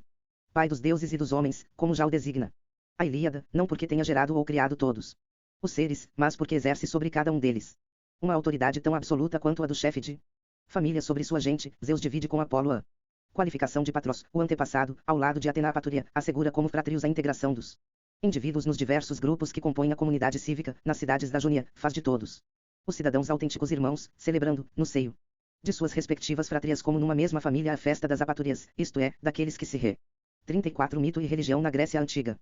Conhecem filhos de um mesmo pai. Em Atenas, reunido a Atena Poliais, Zeus é Polius, patrono da cidade. Senhor e fiador da vida política, ele faz dupla com a deusa cuja função, como potência tutelar de Atenas, é mais precisa e, poderíamos dizer, mais localizada. Atena vela sobre sua aglomeração, como cidade específica, naquilo que a distingue dos outros estados gregos. A deusa favorece Atenas concedendo-lhe, de preferência a qualquer outra, o duplo privilégio da concórdia interna e da vitória externa. Celeste, detentor judicioso do poder supremo. Fundador da ordem, fiador da justiça, senhor do casamento, pai e antepassado, patrono da cidade, o quadro da realeza de Zeus comporta ainda outras dimensões. Sua autoridade é tanto política quanto doméstica. Em estreita conivência com Hestia, Zeus tem o controle tanto sobre a lareira privada de cada casa, no centro fixo que constitui como que o umbigo no qual se enraiza a morada familiar, quanto sobre a lareira comum da cidade, no seio da aglomeração. Na Estia coina onde velam os magistrados pritanes. Zeus Erquefus, Zeus da clausura, fecha o território do domínio onde se exerce a justo título o poder do chefe de família, Zeus Clarius, loteador, delimita e fixa as fronteiras desse domínio, deixando a Apolo Aegeus e a Hermes o cuidado de proteger as portas e controlar os acessos. Zeus Iquesius, Zeus Xinius, recebe o suplicante e o hóspede. Dá-lhes acesso à casa que lhes é estranha e assegura a salvaguarda deles a mundo dos deuses 35. Lendo-os no altar doméstico sem com isso assimilá-los inteiramente aos membros da família. Zeus Ctésio, Zeus da posse, vela como guardião das riquezas sobre os bens do dono da casa. Como olimpiano e celeste, Zeus opunha-se a Reides, contudo, como Ctésio, é no fundo do celeiro que ele estabelece seu altar, para tomar ali o aspecto de uma serpente, animal ctoniano por excelência. Desse modo, o soberano pode integrar a si a parte ctoniana do universo da qual normalmente as potências subterrâneas se encarregam, mas que ele mesmo pode vir a expressar por uma espécie de tensão, de polaridade interna, ou mesmo de desdobramento. Ao Zeus celeste, sediado no alto do éter brilhante, corresponde em contraponto um Zeus Tônius, Catastônius, Meiligius, um Zeus de baixo, escuro e subterrâneo, presente nas profundezas da terra onde faz amadurecerem, perto dos mortos, ora as riquezas, ora as vinganças prestes a vir à luz, se ele o consentir, sob a condução de Hermes Ctoniano. O céu, a terra, de um a outra Zeus se faz traço de união por meio da chuva, Zeus Obrius, e Etius. Icmafos, chuvoso, úmido, dos ventos, Zeus Ourius. Euanemus, ventoso, de bons ventos, do raio, Zeus. Astrapafos, Brontafos, Queraunius, fulminante, trovejante. Entre o alto e o baixo, ele assegura a comunicação. De outro modo ainda, pelos sinais e pelos oráculos, que transmitem aos mortais nesta terra as mensagens que os deuses celestes lhes enviam. O oráculo. 36 Mito e religião na Grécia Antiga. De Daduna, o mais antigo que os gregos dizem ter existido entre eles, era um oráculo de Zeus. Ele havia estabelecido seu santuário no lugar onde brotara um grande carvalho que lhe pertencia e que se elevava em linha reta para o céu, como uma coluna, erguida até o ponto mais alto. O sussurro das folhas, que a ramagem dessa árvore sagrada fazia ouvir acima da cabeça dos consulentes, no ar, fornecia-lhes as respostas às perguntas que eles vinham fazer ao soberano do céu. Aliás, quando pronuncia seus oracuias no santuário de Delfos, Apolo não fala tanto por si mesmo quanto em nome do seu pai, a quem permanece associado e como que submetido em sua função oracular. Apolo é profeta, mas profeta de Zeus. Faz apenas dar uma voz à vontade do olimpiano, aos seus decretos, a fim de que, no umbigo do mundo, a palavra do rei e do pai ressoe aos ouvidos de quem a souber escutar. Os diferentes qualificativos de Zeus, por mais amplo que seja seu leque, não são incompatíveis. Situam-se num mesmo campo cujas múltiplas dimensões eles sublinham. Tomados em seu conjunto, desenham os contornos da soberania divina tal como os gregos a concebiam, balizam suas fronteiras, cercam seus domínios constitutivos, marcam os aspectos variados que a potência do Deus Rei pode revestir, as modalidades diversas do seu exercício, em ligação menos ou mais estreita, segundo os casos, com outras divindades. O mundo dos deuses 37. Mortais e imortais. O mesmo não se dá com o Zeus cretense, o Cretagenes, Dictafos ou Idafos, o deus menino cujas infâncias eram associadas aos Quiuretes, às suas danças e aos seus ritos orgiásticos, ao fragor do choque entre suas armas. Desse Zeus, cujo nascimento era situado em Creta, contava-se também a morte e mostrava-se seu túmulo na ilha. Mas o Zeus grego, embora apresente muitas facetas, não pode ter nada em comum com um deus que morre. No hino que consagra ao deus sempre grande, sempre rei, Calímaco rejeita firmemente, como estranha ao seu deus, a tradição dessas narrativas. O verdadeiro Zeus não nasceu em Creta, como contam os cretenses, esses mentirosos. Eles chegaram até a construir-te um túmulo, ó rei, mas não, tu não morreste jamais, tu és pela eternidade. Aos olhos dos gregos, a imortalidade, que traça entre homens e deuses uma fronteira rigorosa, é um traço demasiadamente fundamental do divino para que o Senhor do Olimpo possa ser assimilado de algum modo a uma daquelas divindades orientais que morrem e renascem. o arcabouço do sistema religioso indo-europeu ao qual remete o nome de Zeus.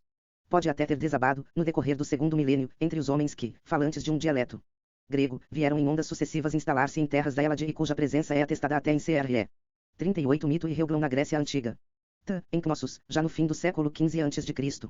Os contatos, as misturas, o intercâmbio foram numerosos e contínuos, empréstimos foram tomados ao fundo religioso egeu e minuano, assim como acontece, à medida que progride a expansão grega no Mediterrâneo, em relação aos cultos orientais e tracofrígios.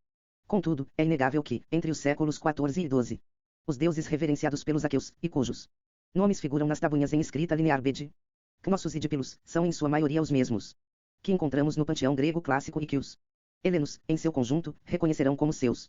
Zeus, Poseidon, Enialio, Ares, Paiaon, Pan igual a Apolo, Dioniso, Hera, Atena, Ártemis, as duas rainhas. Vanasso, ou seja, Deméter e Coré. O mundo religioso dos invasores indo-europeus da Grécia pode até ter se modificado e aberto a influências estrangeiras, assimilando-as, ele manteve sua especificidade e, com seus deuses próprios, seus traços distintivos. Dessa religião micênica da época de Homero. Durante os séculos obscuros que se seguem à queda, ou ao declínio dos reinos aqueus após o século XII. A continuidade não é marcada apenas pela manutenção do nome dos deuses e dos locais de culto. A comunidade de certas festas celebradas pelos jônios, numa e noutra margens do Mediterrâneo prova que elas já deviam acontecer no século XI, quando se inida a primeira onda de colonização de que Atenas, único sítio miceniano a permanecer intacto, teria sido o mundo dos deuses 39. O ponto de partida, e que instalou grupos de emigrados no litoral da Ásia Menor para ali fundar cidades gregas. Essa permanência, contudo, não deve iludir. Assim como o mundo dos poemas homéricos não é o dos reis micenianos cujas proezas o Aedo, com uma defasagem de 4 séculos, pretende evocar, o universo religioso de Homero não é dos tempos passados. De uns a outros, uma série de mudanças e de inovações introduziu, por trás das aparentes continuidades, uma verdadeira ruptura que o texto da epopeia apaga, mas cuja amplitude as pesquisas arqueológicas, após a leitura das tabuinhas micenianas, nos permitem medir. A religião cívica. Entre os séculos XI e VIII, no período em que se implantam mudanças técnicas, econômicas e demográficas que conduzem à revolução estrutural de que fala o arqueólogo inglês Asnad Grese, da qual se originou a cidade-estado, o próprio sistema religioso é profundamente reorganizado em estreita conexão com as formas novas de vida social representadas pela cidade, a polis. No quadro de uma religião que, doravante, é essencialmente cívica, crenças e cultos, remodelados, satisfazem uma exigência dupla e complementar. Primeiro, respondem ao particularismo de cada grupo humano que, como cidade ligada a um território definido, se coloca sob o patrocínio de deuses que lhe são próprios e que lhe conferem sua fisionomia religiosa singular. De fato, toda cidade tem sua ou suas divindades poliades cuja função é cimentar o corpo dos cidadãos para fazer 42 Mito e religião na Grécia Antiga. Dele uma comunidade autêntica, unir num todo único o conjunto do espaço cívico, com seu centro urbano e sua chora, sua zona rural, velar, enfim, pela integridade do Estado, homens e território, diante das outras cidades. Mas, em segundo lugar, trata-se também, pelo desenvolvimento de uma literatura épica desligada de qualquer raiz local, pela edificação de grandes santuários comuns, pela instituição dos jogos e das penugerias pan-helênicas, de instaurar ou de fortalecer no plano religioso tradições lendárias, ciclos de festas e um panteão igualmente reconhecidos por toda a Hélade. Conquanto não queiramos fazer o balanço das inovações religiosas trazidas pela época arcaica, devemos pelo menos assinalar as mais importantes. Primeiro, o aparecimento do templo como construção independente do habitat humano, palácio real ou casa particular, com seu recinto a delimitar uma área sagrada, tem menos, com seu altar exterior, o templo constitui desde então um edifício separado do espaço profano. O Deus vem residir permanentemente no lugar por intermédio de sua grande estátua cultual antropomorfa ali instalada para ficar. Contrariamente aos altars domésticos, ao santuário privados, essa casa do Deus é coisa pública, bem comum a todos os cidadãos. Consagrado à divindade, o templo pode pertencer somente à mesma cidade que o erigiu em local preciso a fim de marcar e confirmar sua posse legítima sobre um território. A religião CMCA 43. No centro urbano, acrópole ou ágora, às portas dos muros que circundam a aglomeração ou em sua periferia próxima, na zona do Agrosidas e Chatiai, das terras selvagens e dos confins, que separa cada cidade grega dos seus vizinhos. A edificação de uma rede de santuário urbanos, sub e extra-urbanos, balizando o espaço com lugares sagrados, fixando, do centro até a periferia, o percurso de procissões rituais mobilizando em data fixa, na ida e na volta toda a população ou parte dela, visa a modelar a superfície do solo segundo uma ordem religiosa. Pela mediação de seus deuses poliades instalados nos respectivos templos, a comunidade estabelece entre homens e território uma espécie de simbiose, como se os cidadãos fossem filhos de uma terra da qual teriam surgido originariamente sob a forma de autóctones e que, por essa ligação íntima com aqueles que a habitam, se vê ela mesma promovida ao nível de terra de cidade. Assim se explica a aspereza dos conflitos que, entre os séculos VIII e VI, opuseram cidades vizinhas na disputa pela apropriação dos locais de culto fronteiriços, às vezes comuns aos dois estados. A ocupação do santuário e sua vinculação cultual ao centro urbano tem valor de posse legítimo. Ao fundar seus templos, a polis, para garantir uma solidez inabalável à sua base territorial, implanta raízes até no mundo divino. 44 Mito e religião na Grécia Antiga. Sobre os deuses e os heróis. Outra novidade, cuja significação é em parte análoga, marcará profundamente o sistema religioso.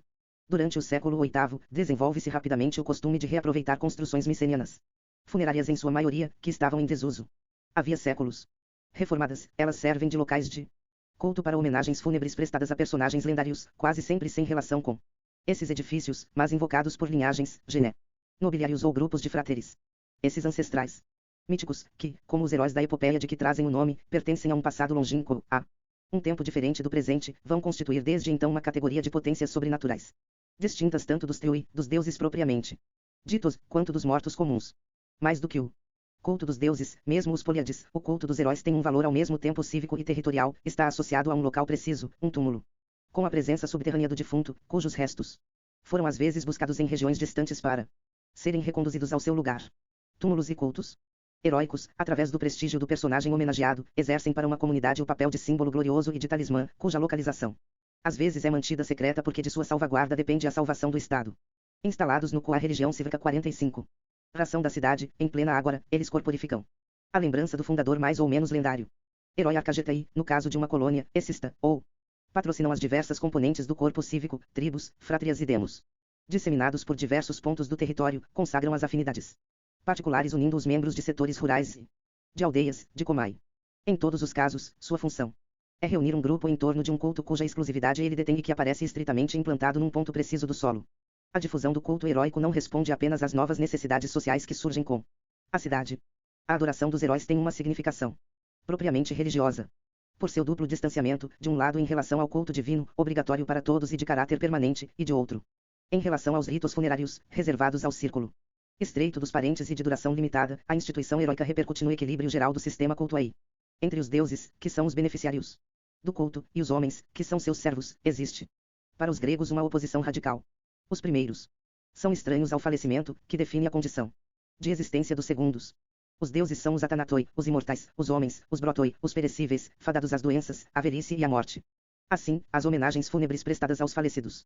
46 Mito e religião na Grécia Antiga. Situam-se num plano diferente daquele dos sacrifícios e da devoção exigidos pelos deuses como sua parte de honra, o privilégio que lhes é reservado. A.B. Fitas que ornam o túmulo, as oferendas de bolos aos mortos, as libações de água, de leite, de melou de vinho devem ser renovadas no terceiro, no nono e no 30º dia após o cerimonial das Ezequias, e mais tarde a cada ano, durante a festa dos Genésia dos antepassados, no mesmo Edrumion, setembro. Porém, mais do que um ato de veneração diante de potências superiores, elas aparecem como o prolongamento temporário do cerimonial dos funerais e das práticas de luto. Trata-se, ao abrir para o defunto as portas do rei, de fazê-lo desaparecer para sempre deste mundo, onde ele já não tem seu lugar. Contudo, graças aos diversos procedimentos de comemoração, desde a estela, com epitáfio e figura do morto, até os presentes depositados sobre a tumba, esse vazio, esse não ser do morto, pode revestir a forma de uma presença na memória dos sobreviventes.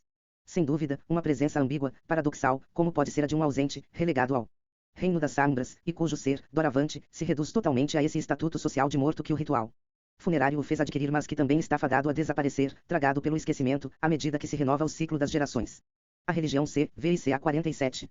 Os semideuses. O caso dos heróis é totalmente diverso. É certo que eles pertencem à espécie dos homens e, como tais, conheceram os sofrimentos e a morte.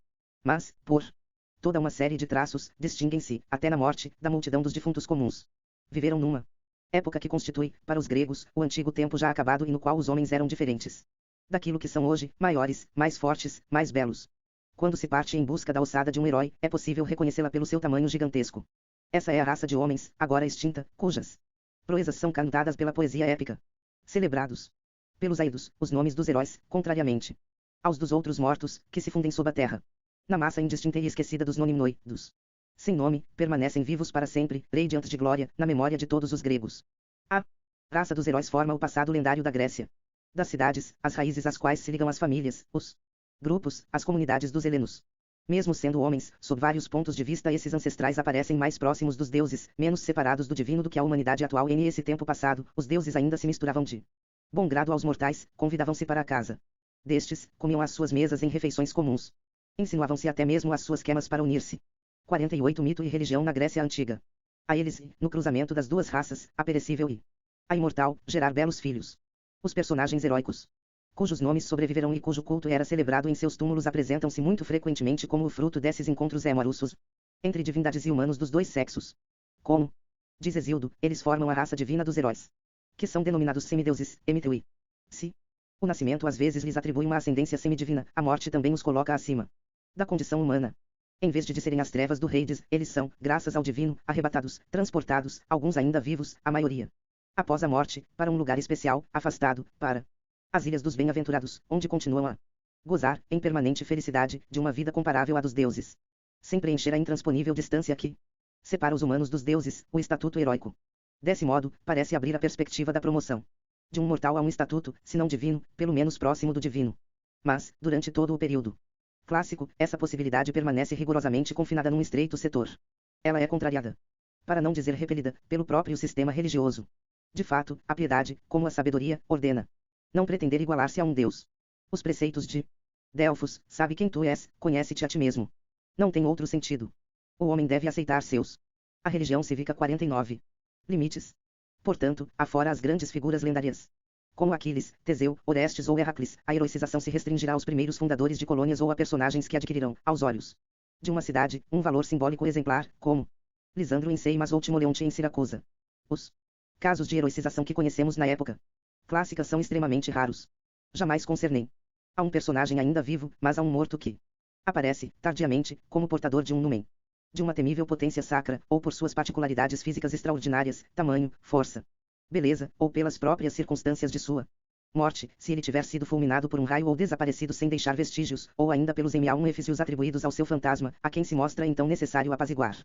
Um único exemplo. Em pleno século V, o pugilista Diomedes de Astipaleia, dotado de uma força excepcional, mata seu adversário durante o combate, privado do prêmio. Por decisão dos juízes, volta para casa enlouquecido de furor. Numa escola, agarra-se ao pilar que sustenta o teto, este desaba sobre as crianças. Perseguido pela multidão, que quer apedrejá-lo, esconde-se no santuário de Atena, dentro de uma arca cuja tampa ele fecha sobre si. Finalmente, conseguem arrombá-la. A arca está vazia.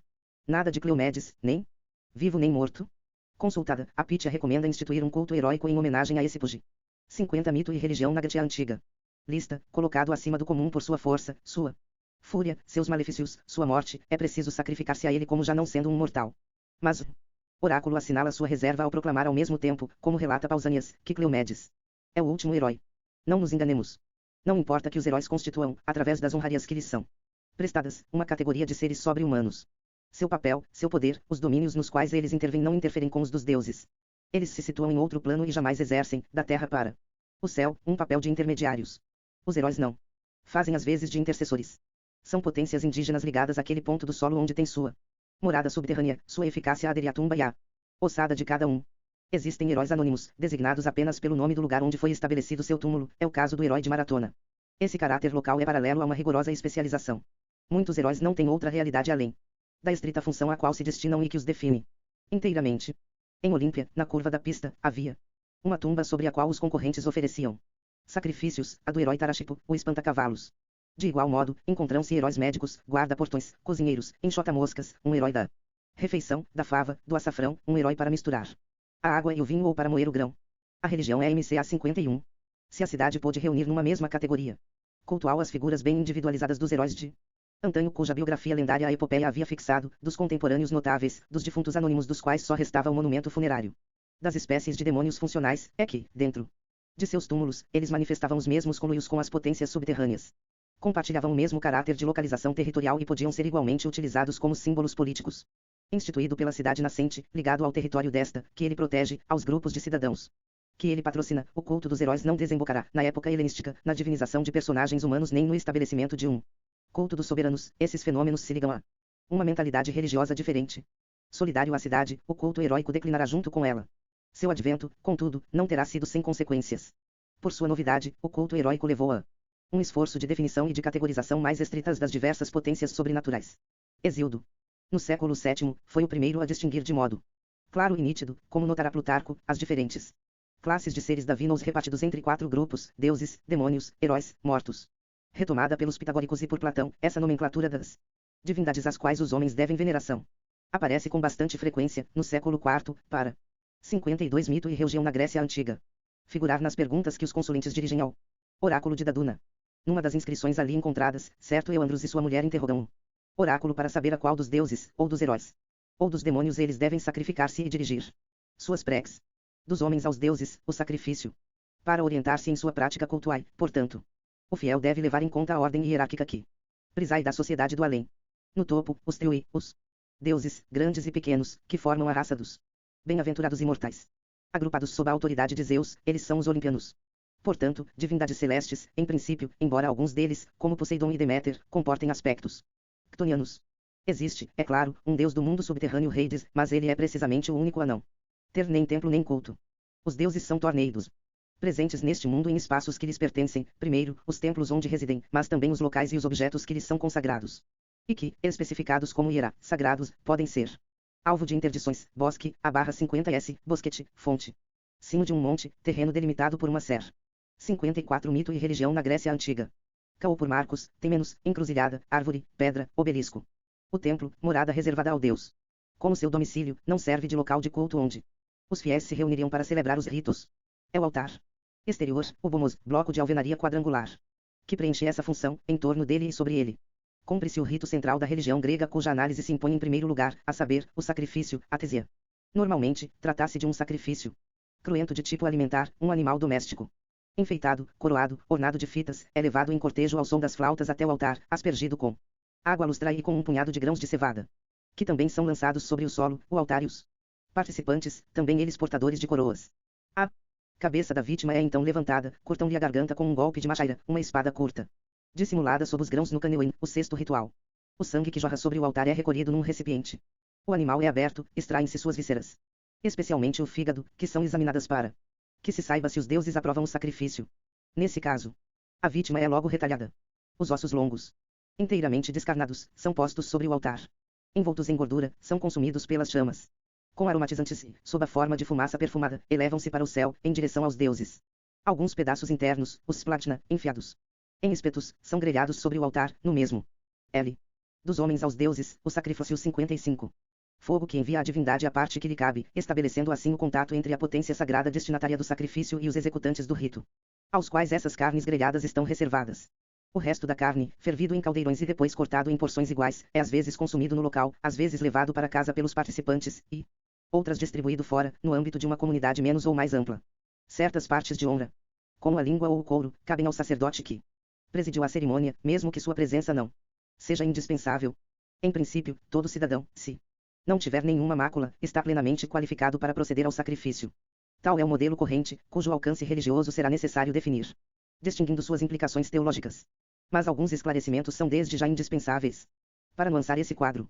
Certas divindades e certos rituais, como o de Apolo Dinater em Delfos e o de Zeus e Patus na Ática, exigem, em vez do sacrifício cruento, oblações vegetais, frutos, ramos, sementes, mingau, pelanós, bolos, aspergidos com água, leite, mel ou azeite, excluindo-se o sangue e mesmo o vinho.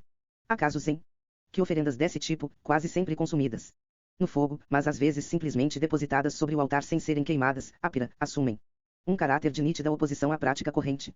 Considerados como sacrifícios puros, contrariamente. 56 Mito e religião na Grécia Antiga. Aqueles que implicam a execução de um ser vivo, servirão de modelo a correntes sectárias. Órficos e pitagóricos os invocarão para pregar, em seu modo de vida, um comportamento ritual e uma atitude perante o divino que, rejeitando como ímpio o sacrifício cruento, irão distinguir-se do culto oficial e parecerão estranhos à religião cívica. Por outro lado, o próprio sacrifício cruento comporta duas formas diferentes, conforme se dirija a deuses celestes e olimpianos ou a deuses ctonianos e infernais. A língua já os distingue, os gregos empregam, para os primeiros, o termo teefni, para os segundos, enagizefon ou sfatifon. A tesia, como vimos, tem por centro um altar elevado, o bomos. O sacrifício ctoniano não comporta altar, a não ser um altar baixo, e jara, com um orifício para que o sangue escoe para dentro da terra. É celebrado normalmente à noite, sobre uma cova bodhus, que abre o caminho para o mundo infernal. O animal é imolado, já não com a cabeça puxada para o alto, mas abaada em direção à terra que o sangue vai inundar. Uma vez degolada, a vítima já não é alvo de nenhuma manipulação ritual, oferecida em holocausto, é inteiramente queimada sem que os celebrants sejam autorizados a tocá-la e sobretudo a comer dela. Nesse tipo de rito, em que a oferenda é aniquilada para ser entregue em sua totalidade ao além, trata-se menos de estabelecer com a divindade um intercâmbio regular, dentro da com DOS homens aos deuses, o sacrifício 57. Fiança recíproca, que de afastar forças sinistras, de pacificar uma potência temível cuja abordagem, para não ser nefasta, exige defesa e precaução. Ritual de Aversão, poderíamos dizer, mais que de aproximação, de contato. É compreensível que seu uso seja essencialmente reservado ao culto das divindades ctonianas e infernais, aos ritos expiatórios, aos sacrifícios oferecidos aos heróis e aos mortos, no fundo de seus túmulos. Repasto de festa. No sacrifício olimpiano, a orientação voltada para as divindades celestes não é marcada somente pela luz do dia, pela presença do altar, pelo sangue que jorra para o alto por ocasião da degola. Um traço fundamental desse ritual é ser ele, indissociavelmente, uma oferenda para os deuses e um repasto de festa para os homens. O ponto culminante da ação é, sem dúvida, o instante, pontuado pelo grito ritual, o hololigmos, em que a vida abandona o animal e passa para o além, para a companhia dos deuses, mas isso não impede que todas as partes dele, cuidadosamente recolhidas e tratadas, sejam destinadas aos homens, que as consomem juntos. A própria imolação se produz numa atmosfera de cerimônia faustosa e alegre. Toda a ensinação ritual, desde a procissão em que o animal, em grande pompa, é conduzido. 58 Mito e religião na Grécia Antiga. Do livremente, sem amarras, até a dissimulação do cutelo dentro do cesto e o estremecimento pelo qual a vítima, aspergida, supostamente concorda com a imolação, tudo visa apagar os vestígios da violência e da execução para colocar em primeiro plano o aspecto de solenidade pacífica e de festa jubilosa. Acrescentemos que, na economia da tesia, os procedimentos de retalhamento da vítima, de cozimento dos pedaços, grelhados ou fervidos, de sua repartição determinada em fatias iguais, de seu consumo no local ou fora dele, apoforam, não são menos importantes que as operações rituais de abate. Essa função alimentar do rito exprime-se num vocabulário em que sacrifício e açougue não se distinguem. O termo hiereion, que designa um animal como vítima sacrificial, qualifica-o também como animal de corte, PR9 praia ou para o consumo. Como os gregos só comem carne por ocasião dos sacrifícios e conforme as regras sacrificiais, a tesia é, simultaneamente, um cerimonial religioso em que uma piedosa oferenda, com frequência acompanhada de oração, é endereçada aos deuses, uma cozinha ritualizada segundo as normas alimentares que os deuses exigem dos humanos, e um ato de comunhão social que, pelo consumo das partes de uma mesma vítima, reforça os vínculos que devem unir os cidadãos e torná-los iguais entre si. Peça central do culto e elemento cuja presença é indispensável em todos os níveis da vida coletiva, dos homens aos deuses, o sacrilaial 59. Família e no Estado, o sacrifício ilustra a estreita imbricação entre o religioso e o social na Grécia das cidades. Sua função não é arrancar o sacrificante e os participantes, pelo tempo que durar o rito, aos seus grupos familiares e cívicos, às suas atividades corriqueiras, ao mundo humano que é o deles, mas, ao contrário, instalá-los nessas situações, no local e nas formas exigidas, integrá-los à cidade e à existência deste mundo segundo a ordem do mundo a qual os deuses presidem. Religião intramundana, no sentido de Max Weber, religião política, na acepção grega do termo. Nela, o sagrado e o profano não formam duas categorias radicalmente contrárias, excludentes uma da outra. Entre o sagrado inteiramente proibido e o sagrado plenamente utilizável, encontra-se uma multiplicidade de formas e de graus. Além das realidades que são dedicadas a um Deus, reservadas ao seu uso, há algo de sagrado nos objetos, nos seres vivos, nos fenômenos da natureza, assim como nos atos corriqueiros da vida privada, uma refeição, uma partida em viagem, a acolhida a um hóspede, e naqueles, mais solenes, da vida pública. Todo pai de família assume em sua residência funções religiosas para as quais está qualificado sem preparação especial. Qualquer dono de casa é puro, se não tiver cometido um erro que o deixe imaculado. Nesse sentido, a pureza não tem de ser adquirida ou obtida, ela constitui o estado normal do cidadão. Na cidade, não existe separação entre sacerdócio e M.A. 60 Mito e religião na Grécia Antiga. Magistratura. Há sacerdócios que são atribuídos por direito e ocupados como magistraturas, e todo magistrado, em suas funções, reveste-se de um caráter sagrado. Todo poder político, para ser exercido, toda decisão comum, para ser válida, exigem a prática de um sacrifício. Na guerra ou na paz, antes de travar batalha ou na abertura de uma assembleia, ou ainda na posse dos magistrados, a execução de um sacrifício não é menos necessária que durante as grandes festas religiosas do calendário sacro. Como lembra com justeza Marcel Detienne em La Cuisine du Sacrifice em Pes Greca, cozinha do sacrifício em terra grega, até uma época tardia, uma cidade como Atenas conserva em exercício um arconte-rei do qual uma das maiores atribuições é a administração de todos os sacrifícios instituídos pelos antepassados. Do C5 junto dos gestos rituais que garantem o funcionamento harmonioso da sociedade 1. Se a tesia se revela tão indispensável para assegurar às práticas sociais sua validade, é que o fogo sacrificial, ao fazer subir para o céu a fumaça dos perfumes, da gordura e dos ossos, cozinhando ao mesmo tempo a parte dos homens, abre entre os deuses e os participantes do rito uma via de comunicação. Ao imolar uma vítima, ao queimar-lhe os ossos, ao comer a carne dela segundo as regras rituais, o ROM. Volume coletivo, sob a direção de M. Detienne e J. P. Vernant. Paris, 1979 p. 10. Dos homens aos deuses, o SACRFLC/o 61. Em grego institui e mantém com a divindade um contato sem o qual sua existência, abandonada a si mesma, desmoronaria, vazia de sentido. Esse contato não é uma comunhão, não se come o Deus, mesmo sob forma simbólica, para identificar-se com ele e participar de sua força. Consome-se uma vítima animal, um bicho doméstico, e come-se dele uma parte diferente da que é oferecida aos deuses. O vínculo que o sacrifício grego estabelece sublinha e confirma, na própria comunicação, a extrema distância que separa mortais e imortais. Os ardes de Prometeu. Quanto a isso, os mitos de fundação do sacrifício são muito precisos. Esclarecem plenamente as significações teológicas do ritual. O titã Prometeu, filho de Jápeto, é quem teria instituído o primeiro sacrifício, fixando assim para sempre o modelo ao qual os humanos se adaptam para honrar os deuses. O episódio se passa num tempo em que deuses e homens ainda não estavam separados, viviam juntos, festejando as mesmas mesas, compartilhando a mesma felicidade, longe de todos os males. Os humanos desconheciam então a necessidade do trabalho, as doenças, a velhice, as fadigas, a morte e a espécie das mulheres. Tendo Zeus sido promovido a rei do céu e procedido, entre deuses, a uma justa repartição. 62 Mito e religião na Grécia Antiga. Das honrarias e das funções. Chegou o momento de fazer o mesmo entre homens e deuses e de delimitar exatamente o tipo de vida próprio a cada uma das duas raças. Prometeu é encarregado da operação. Diante de deuses e homens reunidos, ele traz, abate e retalha um enorme boi. De todos os pedaços cortados, faz duas partes. A fronteira que deve separar deuses e homens segue, portanto, a linha de partilha entre aquilo que, no animal imolado, cabe a uns e a outros. O sacrifício aparece assim como o ato que consagrou, efetuando-a pela primeira vez, a segregação dos estatutos divino e humano. Mas Prometeu, em rebelião contra o rei dos deuses, quer enganá-lo em proveito dos homens. Cada uma das duas partes preparadas pelo titã é um ardil, uma armadilha. A primeira, sob a camuflagem de um pouco de gordura apetitosa, só contém os ossos descamados. A segunda esconde, sob o couro e o estômago, de aspecto repulsivo, tudo o que há de comestível no animal. O seu ao seu dono, cabe a Zeus, em nome dos deuses, escolher primeiro. Ele, porém, compreende a armadilha e finge cair nela para melhor requintar sua vingança. Então, escolhe a porção externamente tentadora, a que dissimula, sob uma fina camada de gordura, os ossos incomíveis. Essa é a razão pela qual, nos óleos odoríferos do sacrifício, os homens queimam para os deuses os ossos brancos da vítima, cujas carnes vão partilhar. Guardam para si a porção que Zeus não reteve, a da vianda. Prometeu e Magibe.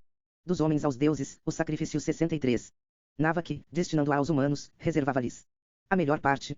Porém, por mais esperto que fosse, não desconfiava de que estava dando a eles um presente envenenado. Ao comerem a carne, os humanos assinam sua sentença de morte. Dominados pela lei do ventre, doravante irão comportar-se como todos os animais que povoam a terra, as ondas ou o ar. Se eles se comprazem em devorar a carne de um bicho a quem a vida abandonou, se tem uma imperiosa necessidade de alimento, é que sua fome jamais mitigada, sempre renascente, é a marca de uma criatura cujas forças pouco a pouco se desgastam e se esgotam, uma criatura condenada à fadiga, ao envelhecimento e à morte. Contentando-se com a fumaça dos ossos, vivendo de odores e de perfumes, os deuses demonstram pertencer a uma raça cuja natureza é inteiramente diferente da dos homens. Eles são os imortais, sempre vivos, eternamente jovens, cujo ser não comporta nada de perecível, e que não tem nenhum contato com o domínio do corruptível. Mas Zeus, em sua cólera, não limita sua vingança a isso. Antes mesmo de se produzir, de terra e água, a primeira mulher, Pandora, que introduzirá no meio dos homens todas as misérias que eles não conheciam antes, o nascimento por procriação, as fadigas, o trabalho árduo, as doenças, a velhice e a morte, ele decide, para fazer com que o titã pague sua parcialidade em favor dos humanos, não mais conceder-lhes o gozo do fogo celeste, do qual eles 64 Mito e religião na Grécia Antiga dispunham até então. Privados do fogo, os homens deverão devorar a carne crua, como fazem os animais. Prometeu furta então, na umbela de uma férula, uma centelha, uma semente de fogo que ele traz para a terra. Na falta do corisco do raio, os homens passam a dispor de um fogo técnico, mais frágil e mortal, que é preciso conservar, preservar e nutrir alimentando-o incessantemente para que não se apague. Ao cozinhar o alimento, esse fogo secundário, derivado, artificial em relação ao fogo celeste, distingue os homens dos bichos e os instala na vida civilizada. Os humanos tornam-se então os únicos, entre todos os animais, a compartilhar com os deuses a posse do fogo. Assim, é ele que os une ao divino elevando-se dos alters onde está aceso em direção ao céu. Mas esse fogo, celeste por sua origem e por sua destinação, é também, por seu ardor devorante, perecível como as outras criaturas vivas submetidas à necessidade de comer. A fronteira entre deuses e homens é simultaneamente atravessada pelo fogo sacrificial que os une uns aos outros e sublinhada pelo contraste entre o fogo celeste, nas mãos de Zeus, e aquele que o furto de Prometeu pôs à disposição dos homens. Por outro lado, a função do fogo sacrificial consiste em distinguir, na vítima, a parte dos deuses, totalmente consumida, e a dos humanos, apenas cozida o suficiente para não ser devorada crua. Essa relação ambígua entre os homens e os deuses no sacrifício alimentar é acompanhada de uma rela dos homens aos deuses, o SACRFLC/65. São também equívoca dos homens com os animais. Para viver, uns e outros precisam comer, quer seu alimento se componha de vegetais ou de carne. Assim, são todos igualmente perecíveis. Mas os homens são os únicos que comem carne cozida, segundo certas regras e depois de oferecerem aos deuses, para honrá-los a vida do animal que lhes é dedicada com os ossos. Se os grãos de cevada, espalhados sobre a cabeça da vítima e sobre o altar, são associados ao sacrifício cruento, é porque os cereais, alimento especificamente humano, que implica o trabalho agrícola, representam aos olhos dos gregos o modelo das plantas cultivadas que simbolizam, em contraste com uma existência selvagem, a vida civilizada.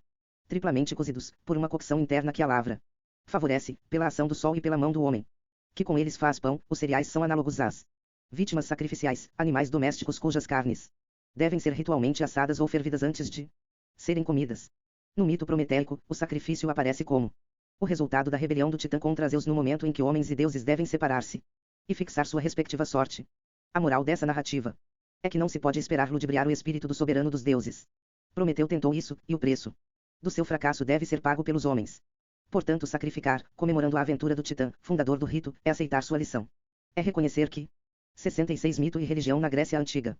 Através da realização do sacrifício e de tudo o que ele acarretou para o homem, o fogo prometeico, a necessidade do trabalho, a mulher e o casamento para ter filhos, os sofrimentos, a velhice e a morte, Zeus situou os homens no lugar onde eles devem manter-se, entre os animais e os deuses. Sacrificando, o homem se submete à vontade de Zeus, que fez dos mortais e dos imortais duas raças distintas e separadas. A comunicação com o divino se institui durante um cerimonial de festa, de uma refeição destinada a lembrar que a antiga comensalidade acabou, deuses e homens já não vivem juntos, já não comem às mesmas mesas. Não é possível sacrificar conforme o modelo que Prometeu estabeleceu e ao mesmo tempo pretender, seja de que maneira for, igualar-se aos deuses. No próprio rito que visa a reunir os deuses e os homens, o sacrifício consagra a distância intransponível que doravante os separa entre animais e deuses. Pela observância de regras alimentares, o rito estabelece o homem no estatuto que lhe é próprio, a uma justa distância da selvageria dos animais, que devoram uns aos outros inteiramente crus, e da imutável felicidade dos deuses, que ignoram a fome, a fadiga e a morte, porque alimentados de perfume e de ambrosia. Esse cuidado de delimitação precisa, dos homens aos deuses, o SACRFLC/67. Repartição exata, une estreitamente o sacrifício, no ritual e no mito, a agricultura cerealífera e ao casamento, ambos definidores, em comum com o sacrifício, da posição específica do homem civilizado. Assim como, para sobreviver, precisa consumir a carne cozida de um animal doméstico sacrificado segundo as regras, ele também necessita alimentar-se do saitos, da farinha cozida de plantas domésticas regularmente cultivadas, e, para sobreviver a si mesmo, gerar um filho pela união com uma mulher que o casamento arrancou do estado selvagem para domesticá-la, fixando-a ao lar conjugal. No sacrifício grego, em razão dessa mesma exigência de equilíbrio, o sacrificante, a vítima e o deus, embora associados no rito, nunca são normalmente confundidos, mas mantidos a uma boa distância, nem perto demais, nem longe demais. O fato de essa poderosa teologia solidaria a um sistema social em sua maneira de estabelecer barreiras entre o homem e aquilo que não é ele, de definir as relações dele com o a quem o além do humano, estar inscrita no nível dos procedimentos alimentares explica que as extravagâncias de dieta, entre os órficos e os pitagóricos de um lado, e certas práticas dionisíacas de outro, tenham uma significação propriamente teológica e traduzam profundas divergências na orientação religiosa. O vegetarianismo, a abstenção de carne, é a recusa ao sacrifício cruento, assimilado ao homicídio contra um próximo. No polo oposto, a homofagia, o diasparagmus. 68 Mito e religião na Grécia Antiga. Das bacantes, isto é, a devoração crua de um animal acuado e despedaçado vivo, é a inversão dos valores normais do sacrifício. Mas, quer a pessoa contorne o sacrifício pelo alto, alimentando-se, como os deuses de iguarias inteiramente puras e no limite de Others, quer o subverta por baixo, eliminando, pela diluição das fronteiras entre homens e animais, todas as distinções que o sacrifício estabelece, de modo que realize um estado de completa comunhão do qual é possível dizer tanto que ele é um retomo à doce familiaridade de todas as criaturas na idade de ouro como a queda na confusão caótica da selvageria, tratasse, nos dois casos, de instaurar, seja pela ascese individual, seja pelo frenesi coletivo, um tipo de relação com o divino que a religião oficial, através dos procedimentos do sacrifício, exclui e proíbe. Também nos dois casos, por meios inversos e com implicações contrárias, a distância normal entre o sacrificante, a vítima e a divindade se embaralha, esfuma-se e desaparece. A análise da cozinha sacrificial leva assim a distribuir, como num quadro, as posições menos ou mais excêntricas, menos ou mais integradas ou marginais, ocupadas por diversos tipos de seitas, de correntes religiosas ou de atitudes filosóficas, em ruptura não só com as formas regulares do culto mas também com o quadro institucional da cidade e com tudo o que ele implica em relação ao estatuto do homem, quando ele está, social e religiosamente, em ordem. O misticismo grego, o sacrifício cruento e o culto público não ocupam todo o campo da piedade grega. Ao lado deles existem correntes e grupos, menos ou mais desviantes e marginais, menos ou mais fechados e secretos, que traduzem aspirações religiosas diferentes. Alguns foram inteira ou parcialmente integrados ao culto cívico, outros permaneceram estranhos a ele. Todos contribuíram, de maneiras diversas, para abrir caminho Há um misticismo grego marcado pela tentativa de um contato mais direto, mais íntimo, mais pessoal com os deuses, às vezes associado à busca de uma imortalidade bem-aventurada, ora outorgada após a morte por favor especial de uma divindade, ora obtida pela observância de uma regra de vida pura, reservada somente aos iniciados e que lhes dava o privilégio de liberar, já na existência terrena, a parcela de divino que permanecerá presente em cada um. 70 Mito e religião na Grécia Antiga. No que concerne ao período clássico, convém distinguir nitidamente, nesse plano, três tipos de fenômenos religiosos. A despeito de alguns pontos de contato, difíceis de delimitar com precisão mas que são atestados pelo emprego comum de certos termos relativos ao assunto, tele, orgias, mistai, bakshoy underscore. Não se pode assimilá-los de modo algum. Eles não são realidades religiosas da mesma ordem, não têm nem o mesmo estatuto nem a mesma finalidade. Em primeiro lugar, os mistérios.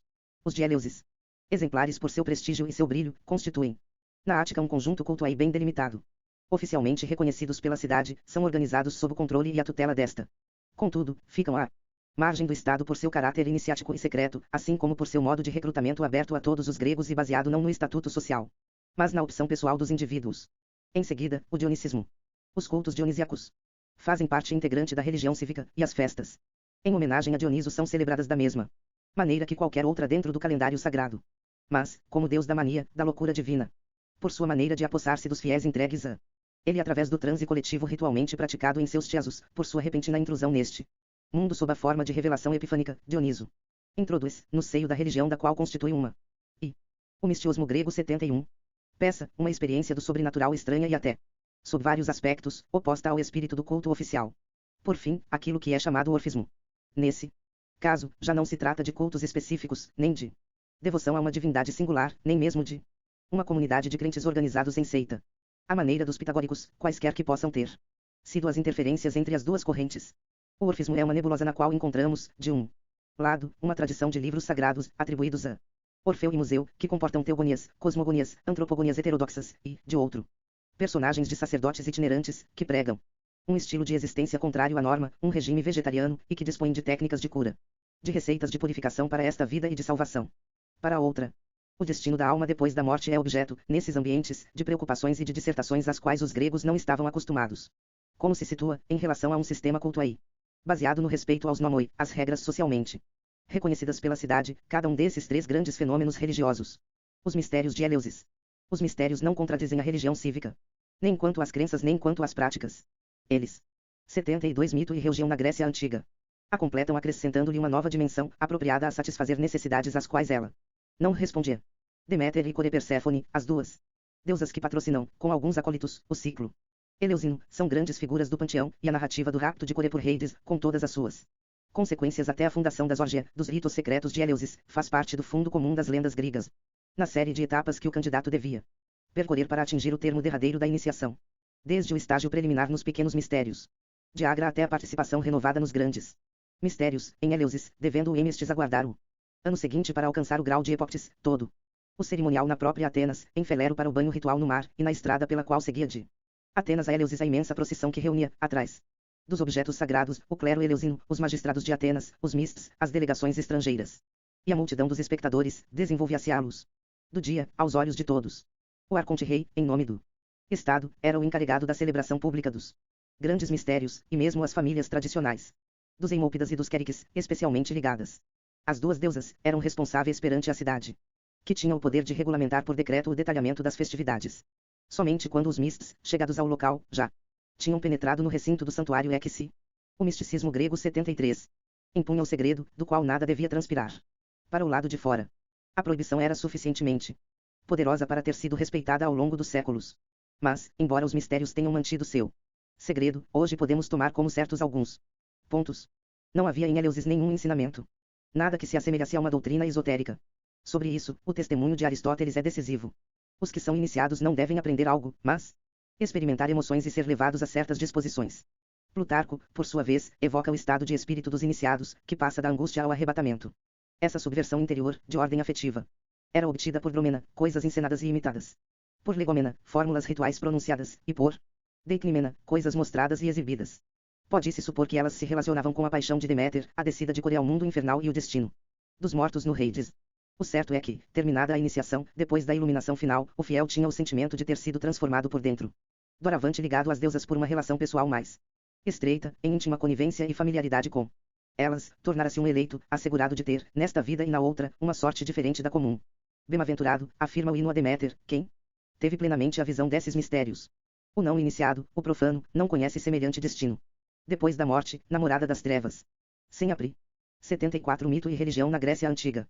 Sentar uma nova concepção da alma, sem romper com a imagem tradicional do Hades, ainda assim os mistérios abriam a perspectiva de continuar sob a terra uma existência mais feliz. E esse privilégio repousava sobre a livre opção de indivíduos que decidiam submeter-se à iniciação e seguir um percurso ritual em que cada etapa assinalava um novo progresso em direção a um estado de pureza religiosa. Mas, de volta à sua casa, às suas atividades familiares, profissionais, cívicas, o iniciado em nada se distinguia daquilo que era antes e tampouco dos que não haviam conhecido a iniciação. Nenhum sinal exterior, nenhuma marca de reconhecimento, nem sequer a mínima modificação do tipo de vida. O iniciado retoma a cidade e ali se reinstala para fazer o que sempre fez, sem que nada tenha mudado nele, exceto sua convicção de ter adquirido, através dessa experiência religiosa, a vantagem de incluir-se, depois da morte, no número dos eleitos. Para ele, nas trevas ainda haverá luz, alegria, danças e cantos. Sem dúvida, essas esperanças relativas ao além poderão ser retomadas, alimentadas, desenvolvidas em ambientes de seitas que também utilizarão o simbolismo dos mistérios, seu caráter secreto, sua hierarquia de graus. Mas, para a cidade que os patrocina, para os cidadãos, iniciados ou não, nada nos mistérios se opõe àquilo que a religião oficial lhes exige como uma parte dela mesma. O misticismo grego 75. Dioniso, o estranho estrangeiro. À primeira vista, o estatuto do dionicismo pode parecer análogo ao dos mistérios. O culto também comporta teleta e orgia, iniciações e ritos secretos, que não podem ser conhecidos por aqueles que não foram entronizados como Bakshoi. Mas em Atenas, as festas invernais de Dioniso, oscofórias, dionísias rurais, lenianas, antestérias e dionísias urbanas, não formam como em Eleusis um conjunto seguido e encerrado em si mesmo, um ciclo fechado, mas uma série descontínua, distribuída pelo calendário, ao lado das festas dos outros deuses e sujeita às mesmas normas de celebração. Todas são cerimônias oficiais de caráter plenamente cívico. Algumas comportam um elemento de segredo e requerem um grupo religioso especializado, como por ocasião do casamento anual da rainha, esposa do arconte-rei, com Dioniso, a quem ela se une, durante as antestérias. No Bucolion, um colégio de 14 mulheres, as Gerarai, assistem-na nesse ofício e cumprem ritos secretos no santuário de Dioniso, no pântano. Mas fazem em nome da cidade e segundo suas tradições. Foi o próprio povo, conforme nos é esclarecido, que editou essas prescrições e mandou guardá-las em lugar seguro, gravadas numa estela. Portanto, o casamento secreto da rainha tem valor de reconhecimento oficial, por parte da cidade, da divindade de Dioniso. Ele consagra a união da comunidade cívica. 76 Mito e religião na Grécia Antiga. Com o deus, sua integração à ordem religiosa coletiva. As Tíades, que, a cada 3 anos, dirigem-se ao Parnaso para, em plena montanha, fazer-se bacantes junto com as de Delfos, também agem em nome da cidade. Elas não formam um grupo segregado de iniciados, uma confraria marginal de eleitos, uma seita de desviantes. São um colégio feminino oficial, ao qual a cidade confia o encargo de representar Atenas entre os délficos no âmbito do culto prestado a Dioniso no santuário de Apolo. Não parecem ter existido no século V, na Ática, ou mesmo, ao que parece, na Grécia continental, associações dionisíacas privadas, que recrutassem adeptos para celebrar, na intimidade de um grupo fechado, um culto específico ou uma forma de convívio colocada sob o patrocínio do deus, como será o caso alguns séculos mais tarde, com os Iobaxoi. Quando, por volta do século V, quer organizar um culto a Dioniso, a cidade de Magnésia do Meandro funda 3 tiasos, depois de consultar Delfos, são 3 colégios femininos oficiais postos sob a direção de sacerdotisas qualificadas, vindas especialmente de Tebas para tal fim. O que, então, faz a originalidade de Dioniso e de seu culto, em relação aos outros deuses. Contrariamente aos mistérios, o dionicismo não se situa ao lado da religião cívica para prolongá-la. Ele exprime o reconhecimento oficial, por parte da cidade, de uma religião que, sob muitos aspectos, escapa a si o misticismo grego 77. Contradizendo-a e ultrapassando-a instala no centro da vida pública comportamentos religiosos, que, sob forma alusiva, simbólica ou de maneira aberta, apresentam aspectos de excentricidade. É que, até no mundo dos deuses olimpianos ao qual foi admitido, Dioniso encarna, segundo a bela frase de Louis Gernet, a figura do outro. Seu papel não é confirmar e reforçar, sacralizando-a, a ordem humana e social. Dioniso questiona essa ordem, ele a faz despedaçar-se ao revelar, por sua presença, outro aspecto do sagrado, já não regular, estável e definido, mas estranho, inapreensível e desconcertante. Único deus grego dotado de um poder de maia. De magia, ele está além de todas as formas, escapa a todas as definições, reveste todos os aspectos sem se deixar encerrar em nenhum. A maneira de um ilusionista, joga com as aparências, embaralha as fronteiras entre o fantástico e o real ubiquitário. Nunca está ali onde está, sempre presente ao mesmo tempo aqui, alhures e em lugar algum. Assim que Ele aparece, as categorias distintas, as oposições nítidas, que dão coerência e racionalidade ao mundo. Esfumam-se, fundem-se e passam de umas para outras, o masculino e o feminino, aos quais ele se aparenta simultaneamente, o céu e a terra, que ele une. Inserindo, quando surge, o sobrenatural em plena natureza, bem no meio dos homens, nele e por ele. O jovem e o velho, o selvagem e o civilizado, o distante e o próximo, o além e este mundo se encontram. 78 Mito e religião na Grécia Antiga. E mais, ele elimina a distância que separa os deuses dos homens, e estes dos animais. Quando as mênades de seu tiazo se entregam, enlouquecidas, ao frenesi do transe, o deus se apossa delas, instala-se nelas para submetê-las e conduzi-las a seu gosto. No delírio e no entusiasmo, a criatura humana desempenha o papel de Deus e este, dentro do fiel, o de homem. De um a outro, as fronteiras embaralham-se bruscamente ou desaparecem, numa proximidade em que o homem se vê como que desterrado de sua existência cotidiana, de sua vida corriqueira, desprendido de si mesmo, transportado para um longínquo alhures. Essa contiguidade que o transe estabelece com o divino faz-se acompanhar de uma familiaridade nova com a selvageria animal. Sobre as mênades, acreditasse que, longe de seu ambiente doméstico, das cidades, das terras cultivadas, elas brincam com as serpentes, amamentam os filhotes dos animais, como se fossem seus, e também os perseguem. Atacam-nos e os dilaceram vivos, diasparagmos, devoram-nos inteiramente crus, homofagia, assimilando-se assim, em sua conduta alimentar, aqueles bichos selvagens que, contrariamente aos homens, comadores de pão e da carne cozida de animais domésticos ritualmente sacrificados aos deuses, se entredevoram e lambem o sangue uns dos outros, sem regra nem lei. Sem nada conhecer além da fome que os impele. O misticismo grego 79. O menadismo, que é assunto de mulheres, comporta em seu paroxismo dois aspectos opostos. Para os fiéis, em comunhão feliz com o Deus, traz a alegria sobrenatural de uma evasão momentânea para um mundo de idade de ouro no qual todas as criaturas vivas se veem fraternalmente misturadas. Mas, para as mulheres e as cidades que rejeitam o Deus que ele deve castigar a fim de coagi-las, a mania resulta no horror e na loucura das mais atrozes máculas. Um retorno ao caos num mundo sem regra, no qual mulheres enfurecidas devoram a carne dos seus próprios filhos, cujo corpo elas dilaceram com suas mãos, como se tratasse de animais selvagens. Deus dúplice, que une duas faces em sua pessoa, como ele mesmo proclama em As Bacantes de Eurípides, Dioniso é ao mesmo tempo o mais terrível e o mais doce. Para que se revele benéfica em sua doçura essa potência de estranheza, cuja irrepreensível exuberância, cujo dinamismo invasor parecem ameaçar o equilíbrio da religião cívica, é necessário que a cidadé acolha Dioniso, reconheça-o como seu, garanta-lhe, ao lado dos outros deuses, um lugar no culto público.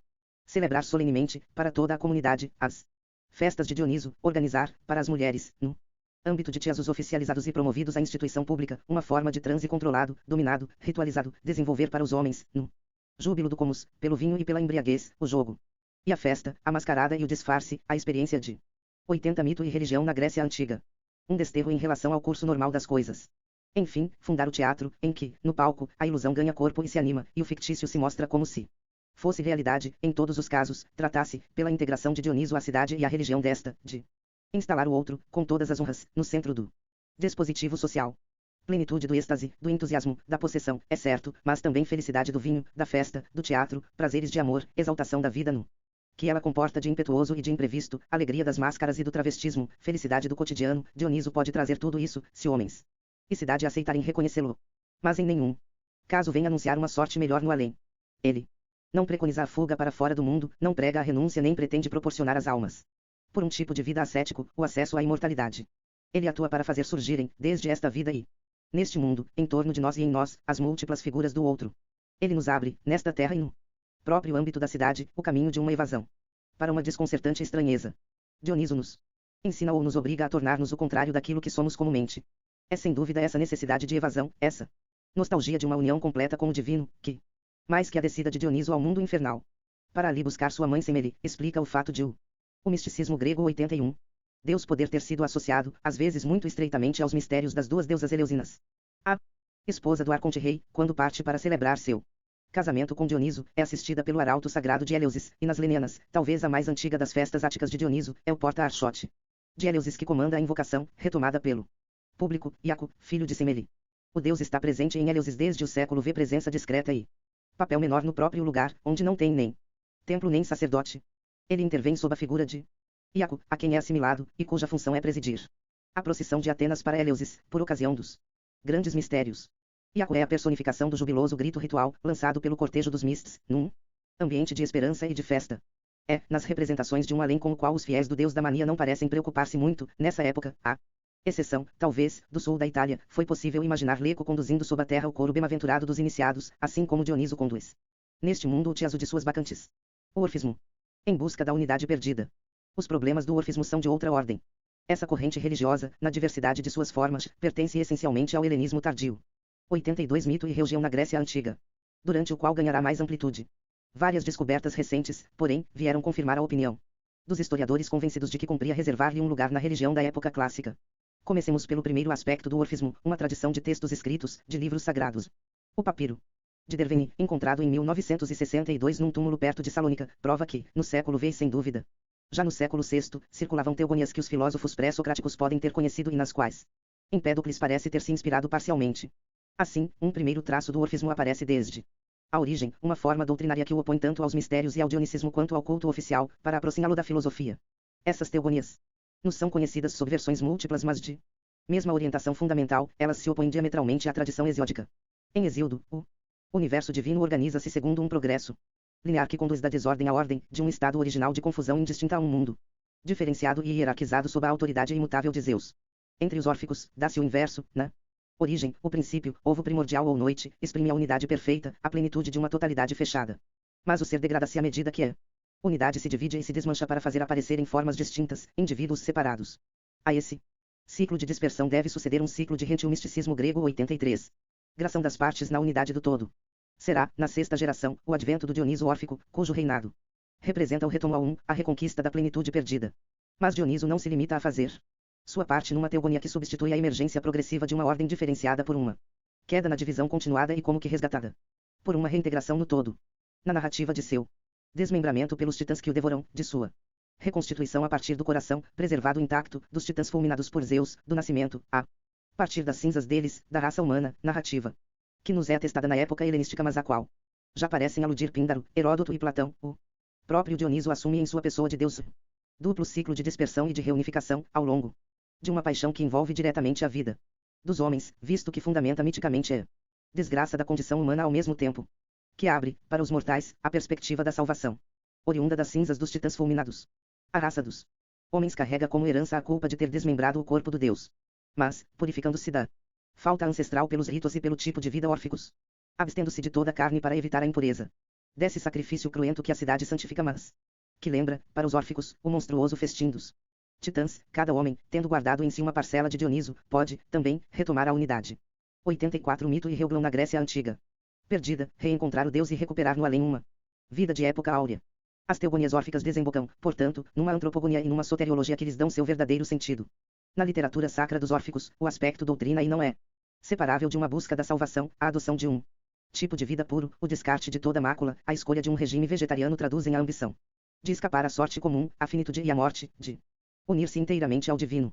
A rejeição do sacrifício cruento não constitui apenas um afastamento, um desvio em relação à prática corrente.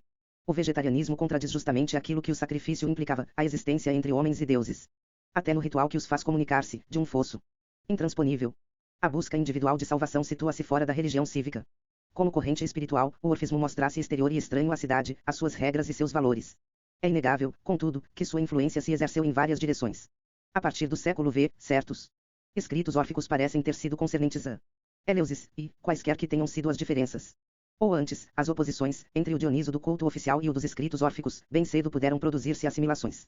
Eurípides, em seu Hipólito, evoca pela boca de Teseu o jovem que se faz bacante, sob a direção de Orfeu, e Heródoto, ao lembrar a proibição de amortalhar uma pessoa com roupas de o misticismo grego 85. Lan atribui essa prescrição aos cultos que são denominados órficos e báquicos. Mas essas aproximações não são decisivas, visto que o termo báquico não era reservado exclusivamente aos rituais dionisíacos. A única atestação de uma interferência direta entre Dioniso e os órficos, simultaneamente a de uma dimensão escatológica de Dioniso, situa-se à margem da Grécia, à beira do Mar Negro, na Óbia do século V. Ali foram descobertos, em placas de osso, grafitos nos quais se podem ler, inscritas lado a lado, as palavras Dioniso 6 ficou e a continuação, bios thanatos bios, vida morte vida. Mas, como já observou alguém, esse quebra-cabeça permanece mais enigmático que esclarecedor e, no estado atual da documentação, antes depõe, por seu caráter singular, sobre o particularismo da vida religiosa na colônia de Olbia com sua circunvizinhança cita fugir do mundo. Na realidade, o impacto do orfismo sobre a mentalidade religiosa dos gregos na época clássica referiu-se essencialmente a dois domínios. No nível da piedade popular, alimentou as inquietações e as práticas dos supersticiosos obsedados pelo temor das máculas e das doenças. Teofrasto, em seu retrato do supersticioso, mostra-o indo a cada me, para renovar sua iniciação, em companhia da esposa e dos e 86 Mito e religião na Grécia Antiga. Filhos, ao encontro dos orfeutelestes, que Platão, por Sua vez, descreve como sacerdotes mendicantes. Adivinhos ambulantes que ganhavam dinheiro com sua suposta competência em matéria de purificações de iniciações, katanoi, teletai, para os vivos e para os mortos. Esses personagens de sacerdotes marginais que, caminhando de cidade em cidade, baseiam sua ciência dos ritos secretos e das encantações na autoridade dos livros de Museu e de Orfeu. São de bom grado assimilados a uma trupe de mágicos e charlatães que exploram a credulidade pública. Contudo, em outro nível, mais intelectual, os escritos órficos inserirão-se, ao lado de outros, na corrente que, modificando os contextos da experiência religiosa, infletiu a orientação da vida espiritual dos gregos. Sob esse aspecto, a tradição órfica inscreve-se, como o pitagorismo, na linha dos personagens fora de série, excepcionais por seu prestígio e seus poderes, homens da Vinos cuja competência foi utilizada, desde o século VII, para purificar as cidades e que às vezes foram definidos como os representantes de um xamanismo grego. Em pleno século V, Empédocles comprova a vitalidade desse modelo de mago, capaz de comandar os ventos, de trazer do Reides um defunto, e que se apresenta ele mesmo não mais como um mortal mas como um deus. Traço marcante dessas figuras singulares, que, ao lado de Epimênides e Empédocles, incluem missionários inspirados, mais ou menos míticos, como o misticismo grego 87. Arraiés, Aristeia e Hermotirno, é que eles se colocam, com sua disciplina, seus exercícios espirituais de controle e de concentração do sopro respiratório, suas técnicas de ascese e de rememoração de suas vidas anteriores sob o patrocínio não de Dioniso mas de Apolo, um Apolo hiperbóreo, mestre da inspiração estática e das purificações. No transe coletivo do tiazo dionisíaco, é o Deus que vem a este mundo para apossar-se do grupo de seus fiéis, cavalgá-los, fazê-los dançar e saltar a seu gosto. Os possuídos não deixam este mundo, neste mundo, eles são tomados outros pela potência que os habita. Em contraposição, entre os homens da Vinos, por mais diversos que sejam, é o indivíduo humano que toma a iniciativa, conduz o jogo e passa para o outro lado. Graças aos poderes excepcionais que soube adquirir, ele pode deixar seu corpo abandonado como que em estado de sono catalético, viajar livremente pelo outro mundo e retomar a esta terra conservando a lembrança de tudo o que viu no além.